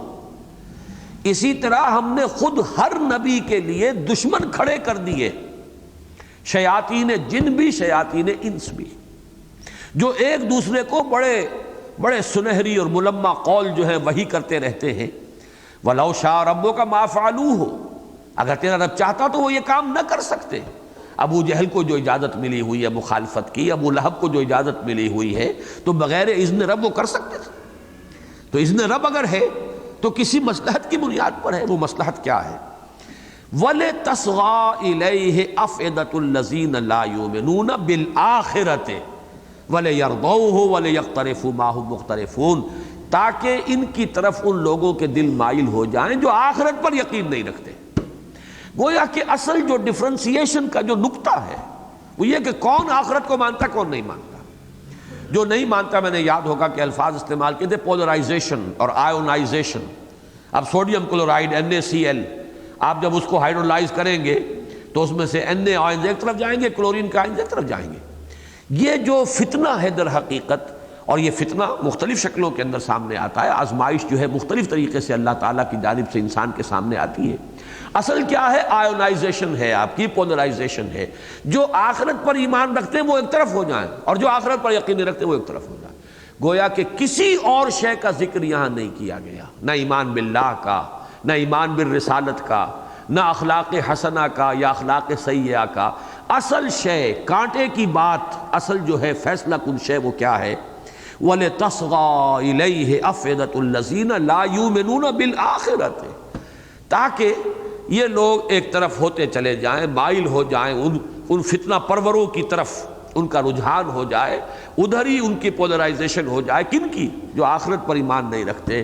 وَلِيَرْضَوْهُ وَلِيَقْتَرِفُوا مَا هُمْ مُقْتَرِفُونَ، اور تاکہ وہ اپنی اس کفر کو اور اپنی تمام ضلالت کو اس کے ساتھ راضی بھی ہو، اور جو بھی انہیں جمع کرنے ہیں اپنے اعمال سیئہ وہ جمع کر لیں۔ جو کمائی کرنی ہے برے اعمال کی وہ کمائی بھرپور طریقے پر کر لیں۔ تو معلوم یہ ہوا کہ اصل شے جو ہے، جو کارڈینل پرنسپل ہے، جو درمیان میں تقسیم کر دینے والی اصل شے ہے، وہ آخرت کا ایمان، اور ایمان بھی وہ جو اس یقین کے ساتھ ہو کہ وہاں اللہ کا عدل ہے، اللہ کا انصاف ہے، اللہ معاف بھی فرمائے گا، تو بہرحال وہ بھی کسی بنیاد پر معاف فرمائے گا۔ اللہ تعالیٰ جو ہے وہ کسی پر رحم فرمائے گا، جیسے آپ کو معلوم ہے اس دنیا میں بھی ہے مرسی اپیل کے لیے بھی آپ کیسز جو ہیں، اگرچہ اسلام میں تو وہ مرسی اپیل وغیرہ جو ہے وہ نہیں ہے، کسی وہ صدر مملکت کو کوئی حق حاصل نہیں ہے، عدالت سے بالا تر کسی کے پاس اختیار نہیں ہے، لیکن میں صرف سمجھانے کے لیے عرض کر رہا ہوں کہ مرسی اپیل جو ہے وہ بھی کسی بنیاد پر ہوتی ہے، اور اس کی بنیاد یہ ہے کہ صاحب جو ٹھیٹھ قانونی باتیں تھیں ان کے اعتبار سے تو عدالت نے فیصلہ دے دیا، اس کی بچت نہیں ہے، پھانسی چڑھے گا یہ۔ لیکن کچھ اور چیزیں ہوتی ہیں کہ جو وہ قانونی کے علاوہ ہیں، کچھ کنسیڈریشنز ہو سکتی ہیں، کچھ کمپیشنیٹ قسم کے گراؤنڈز ہو سکتے ہیں، کچھ ایسے حالات اس کے ایسے تھے جس میں وہ یہ غلط حرکت کر بیٹھا ہے۔ اس تمام چیزوں کو سامنے رکھ کر مرسی اپیل کا بھی مطلب یہ نہیں ہوتا ہے کہ بغیر کسی بنیاد کے کسی شخص کو جو ہے جس کی پھانسی کی سزا ہے اس کو ساقط کر دیا جائے، اس پر رحم کیا جائے۔ اس کی بنیاد ہوتی ہے، لیگل ایکسپرٹس جو ہیں وہ اثر نو چھانتے ہیں اس پورے کیس کو۔ البتہ اب چھلنی جو ہے وہ اتنی باریک نہیں ہوتی جتنے کہ قانونی چھلنی ہوتی ہے، بلکہ وہ چھلنی ذرا نسبتاً اس کے اندر گنجائش ہوتی ہے۔ تو اسی طریقے سے اللہ کے ہاں جو بھی کچھ ہوگا، اللہ تعالیٰ کا عدل جو ہے وہ ظاہر ہوگا، وہ انصاف کرنے والا ہے، نیکوکاروں کو جزا دے گا، بدکاروں کو سزا دے گا، اس اصول کے تحت معاملات ہوں گے۔ اس یقین کے ساتھ جو آخرت کا ایمان ہے وہی ہے جو فیصلہ کن ہے، ہدایت کی طرف لے جانے والا ہو۔ تو یہ آیت جو ہے یہاں اس اعتبار سے بڑی اہم ہے، کلا بل لا یخافون الآخرہ۔ اصل بات کیا ہے؟ یہ ساری ان کی دلیلیں، یہ کٹ حجتیاں، یہ استہزاء، یہ مذاق، یہ خوض کننا نخوض مع الخائضین، یہ سب کچھ کس لیے ہے؟ کلا بل لا یخافون الآخرہ، یہ آخرت کے خوف سے خالی ہو چکے۔ اور وہ میں عرض کر چکا ہوں، شفاعت کے مضمون میں بھی وضاحت کر چکا ہوں کہ ان کی اکثریت آخرت کو مانتی تھی، جیسے ان کی اکثریت اللہ کو مانتی تھی، اور یہ مانتی تھی کہ وہی خالق ہے آسمان اور زمین کا، وہی چاند اور سورج کا بنانے والا ہے، کوئی تخلیق میں اس کا ساجی نہیں ہے۔ لیکن وہ چھوٹے چھوٹے معبود، شرک تھا ان کے ہاں، اس کے نیچے معبود ہیں۔ اسی طرح ان کی اکثریت آخرت کو مانتی تھی، صرف یہ کہ یا تو یہ کہتے تھے دل نہیں جمتا، دل نہیں ٹھکتا، ان نظن الا ظنا وما نحن بمستيقنين، یا انہوں نے غلط عقائد، غلط نظریات سے اس کو بالکل معطل کر کے رکھ دیا تھا، غیر مؤثر کر دیا تھا۔ وہ شفاعت باطلہ کا تصور، وہ اور نظریات جو میں گنوا چکا ہوں، یہی حال تو ہمارا ہے اس وقت۔ کس کو آخرت کی فکر دامنگیر ہے؟ آخرت ہمارا عقیدہ ہے، ہم اعلان کرتے ہیں کہ ہم مانتے ہیں آخرت کو، لیکن کتنی کچھ فکر ہے آپ کو؟ کل کے لیے گھر میں اگر دانے نہ ہو تو کتنی فکر ہوگی، اور آخرت میں کیا ہونا اس کی کتنی فکر ہے، اس کا جائزہ ہر شخص لے لے، اپنے گریبان میں جھانکے کہ کتنی کچھ تشویش، کتنا کچھ معاملہ جو ہے ہمیں دنیا کا اور دنیاوی ضرورتوں کا اور اپنی یہاں کی جھوٹی عزت کو برقرار رکھنے کا۔ ناک کٹ جائے گی اور مونچھ نیچے ہو جائے گی، اور یہ ہو جائے گا اور وہ ہو جائے گا، یہ سارے کام ہم کر رہے ہیں، لیکن یہ ہے کہ آخرت کا کتنا کچھ فکر ہے، ہر شخص جھانک لے، بات واضح ہو جائے گی۔ اسی طریقے سے اصل میں قیاس کیجئے ان کو اصل حقیقتوں کو پس منظر میں رکھتے ہوئے کہ یہ کسی اور دنیا کی باتیں نہیں ہو رہی، اسی دنیا کی باتیں ہیں، اور اس دنیا میں چیزیں پہلے بھی ایسی تھی جیسے آج ہیں۔ لیگلی کوئی فرق واقع ہو گیا ہے کہ ہم نام لیوا ہیں محمد کے صلی اللہ علیہ وسلم، ایمان رکھتے ہیں، لیکن سوال یہ آخرت کا خوف کتنا ہے، یہ ہر شخص خود جھانکے اپنے گریبان میں۔ کلا بل لا یخافون الآخرہ کلا انہ تذکرہ، کچھ نہیں، یہ تو صرف تذکرہ ہے، انہ تذکرہ۔ یہاں ہو کی ضمیر قرآن کی طرف بھی آ سکتی ہے، خود محمد الرسول اللہ صلی اللہ علیہ وسلم کی طرف بھی، اس لیے کہ جیسا کہ میں نے بارہا عرض کیا ہے، رسول اور کتاب یہ مل کر ایک ہی شے بن جاتے ہیں، ایک ہی مرکب ہے جس کے دو اجزاء ہیں۔ بینہ لم یکن الذین کفروا من اہل الکتاب والمشرکین حتی تأتیہم البینہ، اور وہ بینہ کیا ہے؟ رسول من اللہ یتلو صحفا مطہرۃ فیہا کتب قیمہ۔ تو فرمایا یہ تذکرہ، یہ میں پہلے بیان کر چکا ہوں، قرآن اپنے آپ کو تذکرہ، ذکرہ، تبصرۃ و ذکرہ لکل عبد منیب، اس بندے کے حق میں یہ تبصرہ اور تذکرہ مفید ہوگا جس کے اپنے اندر انابت ہے۔ باقی یہ کہ جس کا اپنا رخ دوسری طرف ہے، کجی کا طالب ہے، باغی الشر ہے، اس کے لیے مفید نہیں ہے۔ فمن شاء ذکرہ، تو جو چاہے اس سے نصیحت اخذ کر لے، جو چاہے اس سے چیتا حاصل کر لے، یہ وہ لفظ جو شاہ عبد القادر رحمۃ اللہ علیہ کا ہے، جو چاہے اس سے تنبہ کا لفظ جو ہے وہ تنبہ ہو جانا، تنبہ ہو جانا، جاگ جانا، ہوش میں آ جانا، نصیحت پکڑ لینا۔ تو فمن شاء ذکرہ، جو چاہے، کھلی بات ہے، کھلا اللہ نے اختیار دیا ہے۔ میں نے اس وقت بھی عرض کیا تھا اور یہاں پھر آ گیا ہے، لیکن یہ ہدایت کے قانون کا ایک جز ہے، دوسرا جز آگے آ رہا ہے۔ پہلے کیا آیا تھا؟ لمن شاء منکم من یتقدم او یتأخر، جو بھی تم میں سے چاہے آگے بڑھنا یا پیچھے ہو جانا، اس کا فیصلہ تمہیں خود کرنا ہے، اٹس یور اون چوائس۔ کدھر جانا چاہتے ہو اس کا فیصلہ تم کرو گے، آگے بڑھنا چاہتے ہو خیر کی طرف، ہدایت کی طرف، یا پیچھے رہ جانا چاہتے ہو، یہ تم خود فیصلہ کرو گے۔ وہی مضمون یہاں دوبارہ آ گیا، فمن شاء ذکرہ کلا انہ تذکرہ فمن شاء ذکرہ۔ لیکن اب یہ دوسرا جو حصہ ہے اس ہدایت کے قانون کا، وما یذکرون الا ان یشاء اللہ، اور وہ نصیحت حاصل نہیں کر سکیں گے، تنبہ نہیں ہو سکے گا جب تک کہ اللہ نہ چاہے۔ معلوم یہ ہوا کہ اس کائنات میں اللہ کی قدرت اس طور سے مستولی ہے کہ کوئی شے بغیر اذن رب نہیں ہو سکتی۔ یہی وجہ اہل سنت کا جو عقیدہ ہے وہ یہ ہے کہ انسان اپنے افعال کا خالق نہیں ہے، کاسب ہے، ارادہ کرتا ہے، لیکن اس ارادے کا پورا ہونا بغیر اذن رب، بغیر تیسیر رب، بغیر توفیق رب ممکن نہیں۔ میں نے ارادہ کیا کہ ہاتھ اٹھاؤں، یہ میرا ارادہ تھا، میں نہیں اٹھا سکتا تھا الا ان یشاء اللہ، اگر اللہ نہ چاہتا۔ یہی میرا ہاتھ شل ہو جاتا، یہی میری نرو جو ہے وہ معاوف ہو جاتی۔ یہ ہوا کا کتنا پریشر ہے، یہی پریشر مجھے ہاتھ اٹھانے نہ دیتا۔ 100 راستے ہیں، there's many a slip between the cup and the lip، 1000 فرسنگست۔ تو اس چیز کو سمجھ لیجئے کہ ہر فعل یہاں 2 کمپوننٹس پر مشتمل ہے۔ یہ میں نے بہت تفصیل کے ساتھ سورہ تغابن میں ان چیزوں کو بیان کیا ہے۔ جو شے ہم پر آ رہی ہے، وارد ہو رہی ہے، کسی نے اینٹ اٹھا کر مجھے ماری، اس نے اینٹ اٹھا کر ماری، وہ کاسب ہے۔ اینٹ مجھے لگ نہیں سکتی تھی اگر اللہ نہ چاہتا، اینٹ مجھے لگی ہے تو تبھی لگی ہے کہ اللہ نے چاہا کہ لگے۔ یہ 2 کمپوننٹس ہوں گے تو بات پوری ہوگی۔ ہم یہ بھی کہہ سکتے ہیں اس شخص نے اینٹ ماری، یہ بھی کہہ سکتے ہیں اللہ نے ماری۔ اسی طریقے سے ہم جو ارادہ کرتے ہیں وہ ہمارا فعل ہو گیا، لیکن وہ فعل وجود میں نہیں آ سکتا اگر اللہ نہ چاہے، لہذا ہم یہ بھی کہہ سکتے ہیں ہم نے کیا، یہ بھی کہہ سکتے ہیں اللہ نے کیا۔ اسی معنی میں فرمایا گیا ہے فَلَمْ تَقْتُلُوهُمْ وَلَٰكِنَّ اللَّهَ قَتَلَهُمْ۔ اے مسلمانوں، یہ بدر میں جو تم نے 70 مار گرائے قرشی سردار، تم نے نہیں قتل کیا انہیں اللہ نے قتل کیا۔ فَلَمْ تَقْتُلُوهُمْ وَلَٰكِنَّ اللَّهَ قَتَلَهُمْ وَمَا رَمَيْتَ إِذْ رَمَيْتَ وَلَٰكِنَّ اللَّهَ رَمَىٰ۔ اور اے نبی، آپ نے جو وہ مٹھی بھر کر کنکروں کی پھینکی تھی، وہ آپ نے نہیں پھینکی تھی، اللہ نے پھینکی تھی۔ ہاتھ ہے اللہ کا، بندہ مومن کا ہاتھ۔ معلوم یہ ہوا کہ کرنے والے ہم ہیں بظاہر، لیکن فاعل حقیقی اللہ ہے۔ تاثیر بظاہر زہر میں بھی ہے، تاثیر آگ میں بھی ہے جلا دینے کی، لیکن کوئی مؤثر حقیقی نہیں ہے اللہ کے سوا، اللہ کے بغیر۔ لا فاعل فی الحقیقت ولا مؤثر الا اللہ۔ تو معلوم یہ ہوا کہ ہمارا ہدایت پا لینا، تنبہ حاصل کر لینا، نصیحت اخذ کر لینا، یہ بھی اذن رب کے بغیر ممکن نہیں۔ اس میں ایک ذرا اور باریک بات ہے، اس سے نیچے اتر کر، وہ یہاں کا موضوع نہیں ہے لیکن پیچیدہ ایک مسئلہ ہے۔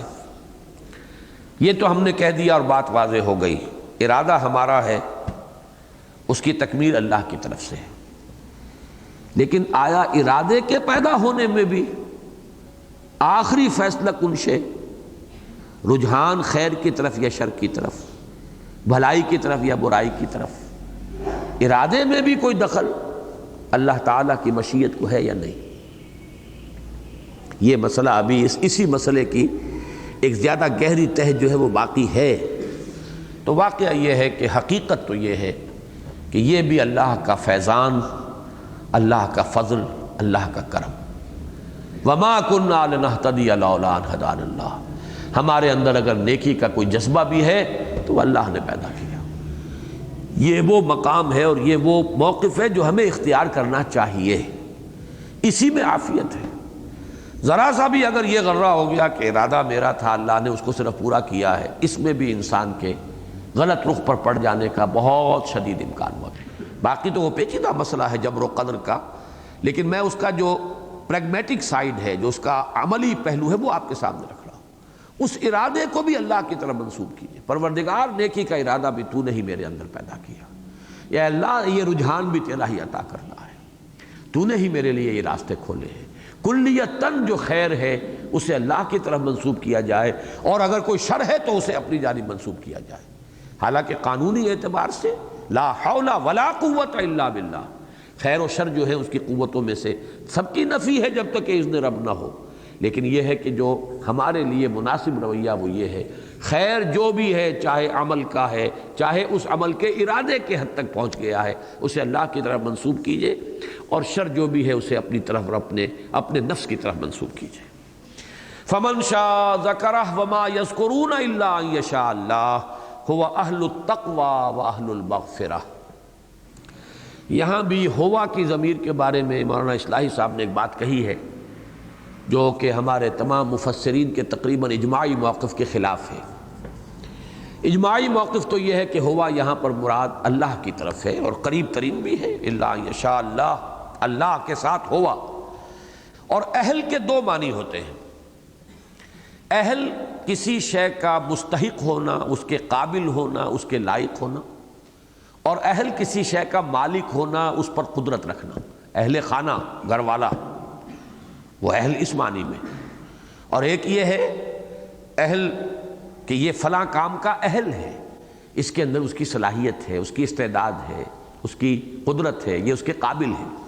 تو ان دونوں معنی کو ذہن میں رکھیے، ہمارے مفسرین نے ان دونوں معنی میں اس ہوا کو اللہ کی طرف جو ہے وہ قرار دیا ہے، اس کا مرجع جو ہے ذات باری تعالیٰ کو، اور اہل التقوی وہی اس قابل ہے کہ اس سے ڈرا جائے، اس کا خوف دل میں ہو، اس کی پکڑ سے انسان بچانے کی اپنے آپ کو کوشش کرے، اس کی ناراضگی سے اپنے آپ کو بچانے کی فکر کرے، واہل المغفرہ، اور وہی اس بات کی قدرت رکھتا ہے کہ معاف کر دے، کسی اور کے اندر یہ طاقت نہیں ہے۔ وَمَن يَغْفِرُ الذُّنُوبَ إِلَّا أَنْتَ، جیسے کہ ایک مسنون دعا میں آتا ہے، پروردگار کون ہے گناہوں کو معاف کر سکے سوائے تیرے۔ تو اہل المغفرہ یعنی مختار، معاف کرنے کا اختیار رکھنے والا، قدرت رکھنے والا، طاقت رکھنے والا، اور اہل التقوی یعنی وہ اس کے لائق ہے، قابل ہے کہ اس کا تقوی اختیار کیا جائے۔ یہ تو ہے جو تقریباً تمام مفسرین کا اجماعی مفہوم ہے۔ مولانا اصلاحی صاحب نے یہاں پر یہ لمن شاء کی طرف اس کو جو ہے راجع قرار دیا ہے کہ جو کوئی بھی تم میں سے چاہے وہ تقوی کی اہلیت رکھتا ہے، اس کے اندر اللہ نے اہلیت رکھی ہے، اس کی فطرت کے اندر تقوی کو ودیت بھی کیا ہے، الہمہا فجورہا و تقویٰ، اور پھر وہ مغفرت کا حقدار بھی بن جائے گا اللہ کے ہاں۔ لیکن یہ کہ جیسا کہ میں نے عرض کیا، یہ مفسرین کے اجماعی موقف کے خلاف ہے، اور میرے لیے اہم تر بات یہ ہے کہ ایک حدیث نبوی موجود ہے، مسند احمد میں موجود ہے، جامع ترمذی میں موجود ہے، سنن نسائی میں موجود ہے، سنن ابن ماجہ میں موجود ہے، حاکم کی مستدرک میں موجود ہے، اتنی کتابوں میں ایک مرفوع حدیث ہے حضرت انس سے رضی اللہ تعالیٰ عنہ، جس میں اس آیت کے حوالے سے حضور نے خود مفہوم بیان کر دیا۔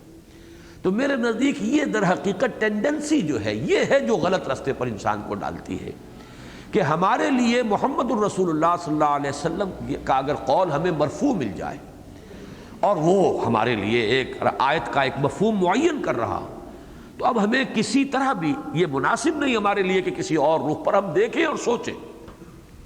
مرفوع قول ہے، لیکن یہ کہ آپ یہ کہہ سکتے ہیں اس کی سند میں یہ خرابی ہے، لیکن یہ مسند احمد، جامع ترمذی، سنن نسائی، سنن ابن ماجہ، ان سب میں روایت موجود ہے۔ صرف مستدرک حاکم کی روایت ہوتی تو چلیے کوئی شخص اس کو نظر انداز کر دے، اہمیت نہ دے، اس کو اس کا کچھ حق حاصل ہوتا۔ روایت یہ ہے، حضرت انس فرماتے ہیں رضی اللہ تعالی عنہ کہ حضور صلی اللہ علیہ وسلم نے اس آیت کو تلاوت فرمایا، هو اہل التقوی و اہل المغفرہ، اور فرمایا تمہارا رب فرماتا ہے کہ میں اس قابل ہوں کہ میرا شریک قرار دینے سے اجتناب کیا جائے، یہ تقوی، اور کسی کو میرا ساجی نہ بنایا جائے، اور میں اس بات کا اہل اور مختار ہوں کہ جو تقوی رکھے اور کسی کو میرا ساجی نہ بنائے میں اس کی بخشش کر دوں۔ تو معلوم یہ ہوا کہ، اور یہ مضمون بعض اور احادیث میں بھی آیا ہے۔ ایک مرتبہ حضور نے بعض صحابہ سے پوچھا، محفل میں جو بیٹھے ہوئے تھے، تمہیں معلوم ہے کہ اللہ تعالیٰ کا حق بندوں پر کیا ہے؟ اب انہوں نے جو بھی ان کا انداز تھا، اللہ و رسول و عالم، آپ نے فرمایا کہ بندے پر اللہ کا حق یہ ہے کہ اس کے ساتھ شرک نہ کرے۔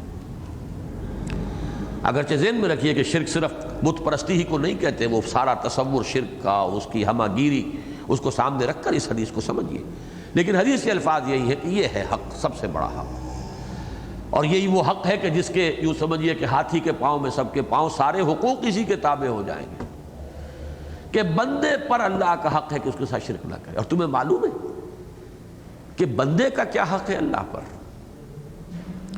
پھر انہوں نے وہی کہا، اللہ و رسول عالم، آپ نے فرمایا بندے کا یہ حق ہے اللہ پر کہ اگر وہ شرک نہ کرے تو اللہ اسے جہنم سے بچا لے۔ یہی مضمون اس کا ہے، هو اہل التقوی و اہل المغفرہ۔ لیکن یہ کہ اگر روایات اور احادیث سے ہٹ کر ہم جہاں حضور کا مرفوع قول نہیں ہے، اور یہ بات جان لیجئے، کئی مرتبہ میں نے واضح کی ہے، ہمیں بہت سی جگہوں پر نہیں ملتی کوئی بات۔ اب یہی 19 کا حصہ ہے، کوئی مرفوع روایت موجود نہیں، حضور سے کسی نے یہ سوال کیا ہی نہیں، نہ حضور نے ان چیزوں کے اندر لوگوں کو ڈالا، یا یہ کہ کم سے کم اتنی اہمیت کے ساتھ یہ بات کبھی زیر بحث نہیں آئی کہ ہمارے ریکارڈ میں آ جاتی، حدیث میں آ جاتی۔ اس کی وجہ یہ ہے کہ صحابہ کرام کا اور بحیثیت مجموعی عرب قوم کا ایک مزاج تھا کہ ان کا زیادہ مزاج عملی تھا، جو بات کرنے کی ہے اس کو سمجھو۔ باقی یہ کہ علمی نکات اور علمی باتیں جو ہیں وہ اپنی جگہ پر ہیں، اصل شے عمل ہے۔ تو جس کی توجہ عمل پر مرتکز ہو جاتی ہے وہ ان چیزوں میں پڑتا ہی نہیں۔ کیا فرق پڑ جائے گا 19 ہو، 19,000 ہو، 19 لاکھ ہو؟ سوال تو یہ ہے کہ ہمارے اندر تقویٰ ہے کہ نہیں ہے۔ وہ ایک ہی فرشتہ ہو وہی کافی ہو جائے گا سب کے لیے۔ تو 19 کہا ہے اللہ نے، ٹھیک ہے 19 ہوں گے، 19 ہوں گے، 19 کے تحت 19 فوجیں ہوں گی، وما یعلم جنود ربک الا ھو۔ کیا فرق واقع ہوا اس سے؟ اصل مسئلہ تو یہ ہے کہ اپنے عمل کو دیکھو، اپنے ایمان کو دیکھو۔ یہ تھا ان کا مزاج، لہذا وہ ان چیزوں میں نہیں پڑھتے تھے۔ البتہ عمل کے پہلوؤں کے بارے میں وہ اتنے مضطرب ہو جاتے تھے کہ ذرا اگر آیت آ گئی ہے، ظلم کی آیت آ گئی ہے کہ ظلم جس نے ظلم نہ کیا ہو وہی ہے جس کے لیے امن ہے، گھبرا گئے۔ وہ جو سورہ انعام کی آیت ہے کہ ای الفریقین احق بالامن ان کنتم تعلمون الذین آمنوا ولم یلبسوا ایمانہم بظلم اولئک لہم الامن وہم مہتدون۔ ذرا غور کرو، دونوں فریقوں میں سے، دونوں جماعتوں میں سے امن کا زیادہ مستحق کون ہے؟ پھر جواب خود ہی دیا، وہ لوگ جو ایمان لائے اور انہوں نے اپنے ایمان میں کسی ظلم کو شامل نہیں ہونے دیا، وہ ہے جن کے لیے امن ہے اور وہی ہدایت یافتہ ہوں گے۔ گھبرا اٹھے صحابہ، حضور یہ کون شخص ہے جو ظلم سے بالکل بری ہو؟ کوئی زیادتی کسی پر، کہیں قولی کہیں عملی، اپنے اوپر کوئی زیادتی، اپنے نفس پر کوئی زیادتی، ظلم کر بیٹھتا آدمی۔ تو اگر یہی شرط ہے اور اتنی کڑی شرط ہے کہ ایمان کے ساتھ ظلم کی کوئی آلائش نہ ہو تب امن ملے گا اور نجات ہوگی، تو کون اس پر پورا اترے گا؟ اب آپ نے اطمینان دلایا کہ نہیں، یہاں اس آیت میں ظلم سے مراد شرک ہے۔ تو آپ نے آیت کوٹ کی سورہ لقمان کی، ان الشرک لظلم عظیم، ظلم جو ہے بڑا ظلم وہ شرک ہے، اور یہاں مراد شرک ہے۔ اب اطمینان ہوا۔ وہ آیت نازل ہوئی سورہ آل عمران کی، میں نے کئی مرتبہ آپ کو بتایا ہے کہ یا ایھا الذین آمنوا اتقوا اللہ حق تقاتہ۔ گھبرا گئے صحابہ، اہل ایمان اللہ کا تقوی اختیار کرو جتنا کہ اس کے تقوی کا حق ہے۔ حیران ہو گئے، حضور کون شخص ہے جو اللہ کے تقوی کا حق ادا کر سکے جتنا حق ہے اس کا؟ تب پھر جب سورہ تغابن کی آیت نازل ہوئی، فاتقوا اللہ ما استطعتم، اب سانس میں سانس آیا، جان میں جان آئی۔ اللہ کا تقوی اختیار کرو جتنا تمہارے حد استطاعت میں ہے، جتنا ممکن ہے۔ تو صحابہ گھبراتے تھے، تو اسی کی مثال میں نے اس حدیث میں بارہا دی ہے۔ حضور نے فرمایا انہا ستکون فتنۃ، حضرت علی فرماتے ان قریب بہت بڑا فتنہ ہوگا۔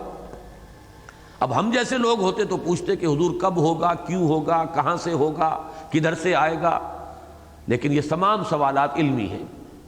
حضرت علی نے سوال کیا مل مخرج منہا یا رسول اللہ، کوئی سوال نہیں کیا کب آئے گا، کیوں آئے گا، کدھر سے آئے، کچھ نہیں۔ اس سے نکلنے کا راستہ کون سا ہوگا، اے اللہ کے رسول یہ بتائیے۔ عملی سوال تو یہ ہے کہ فتنے سے بچاؤ کی راہ کون سی؟ تو جہاں اکثر و بیشتر جگہ جہاں پر نہیں ہے کوئی مرفوع قول، وہاں آدمی اپنے عقل کے گھوڑے جتنے چاہے دوڑا لے، لیکن یہ کہ جہاں قول موجود ہو محمد الرسول اللہ صلی اللہ علیہ وسلم کا، اور الفاظ قرآنی کے اندر اس کی پوری گنجائش ہو، پورا مفہوم جو ہے اس سے واضح ہو رہا ہو، پھر اس راستے سے ہٹ کر کوئی راہ اختیار کرنا، یہ در حقیقت میرے نزدیک رجحان کی غلطی ہے۔ اللہ تعالیٰ اس سے سب کو اپنی پناہ میں رکھے۔ بارک اللہ لی ولکم فی القرآن العظیم ونفعنی وإیاکم بالآیات والذکر الحکیم۔ آج انشاءاللہ ہم سوال جواب کی نشست بھی رکھیں گے نماز کے بعد۔ آپ لوگ سوالات اگر کوئی کرنا چاہیں تو وہی ذرا احتیاطیں کیجئے کہ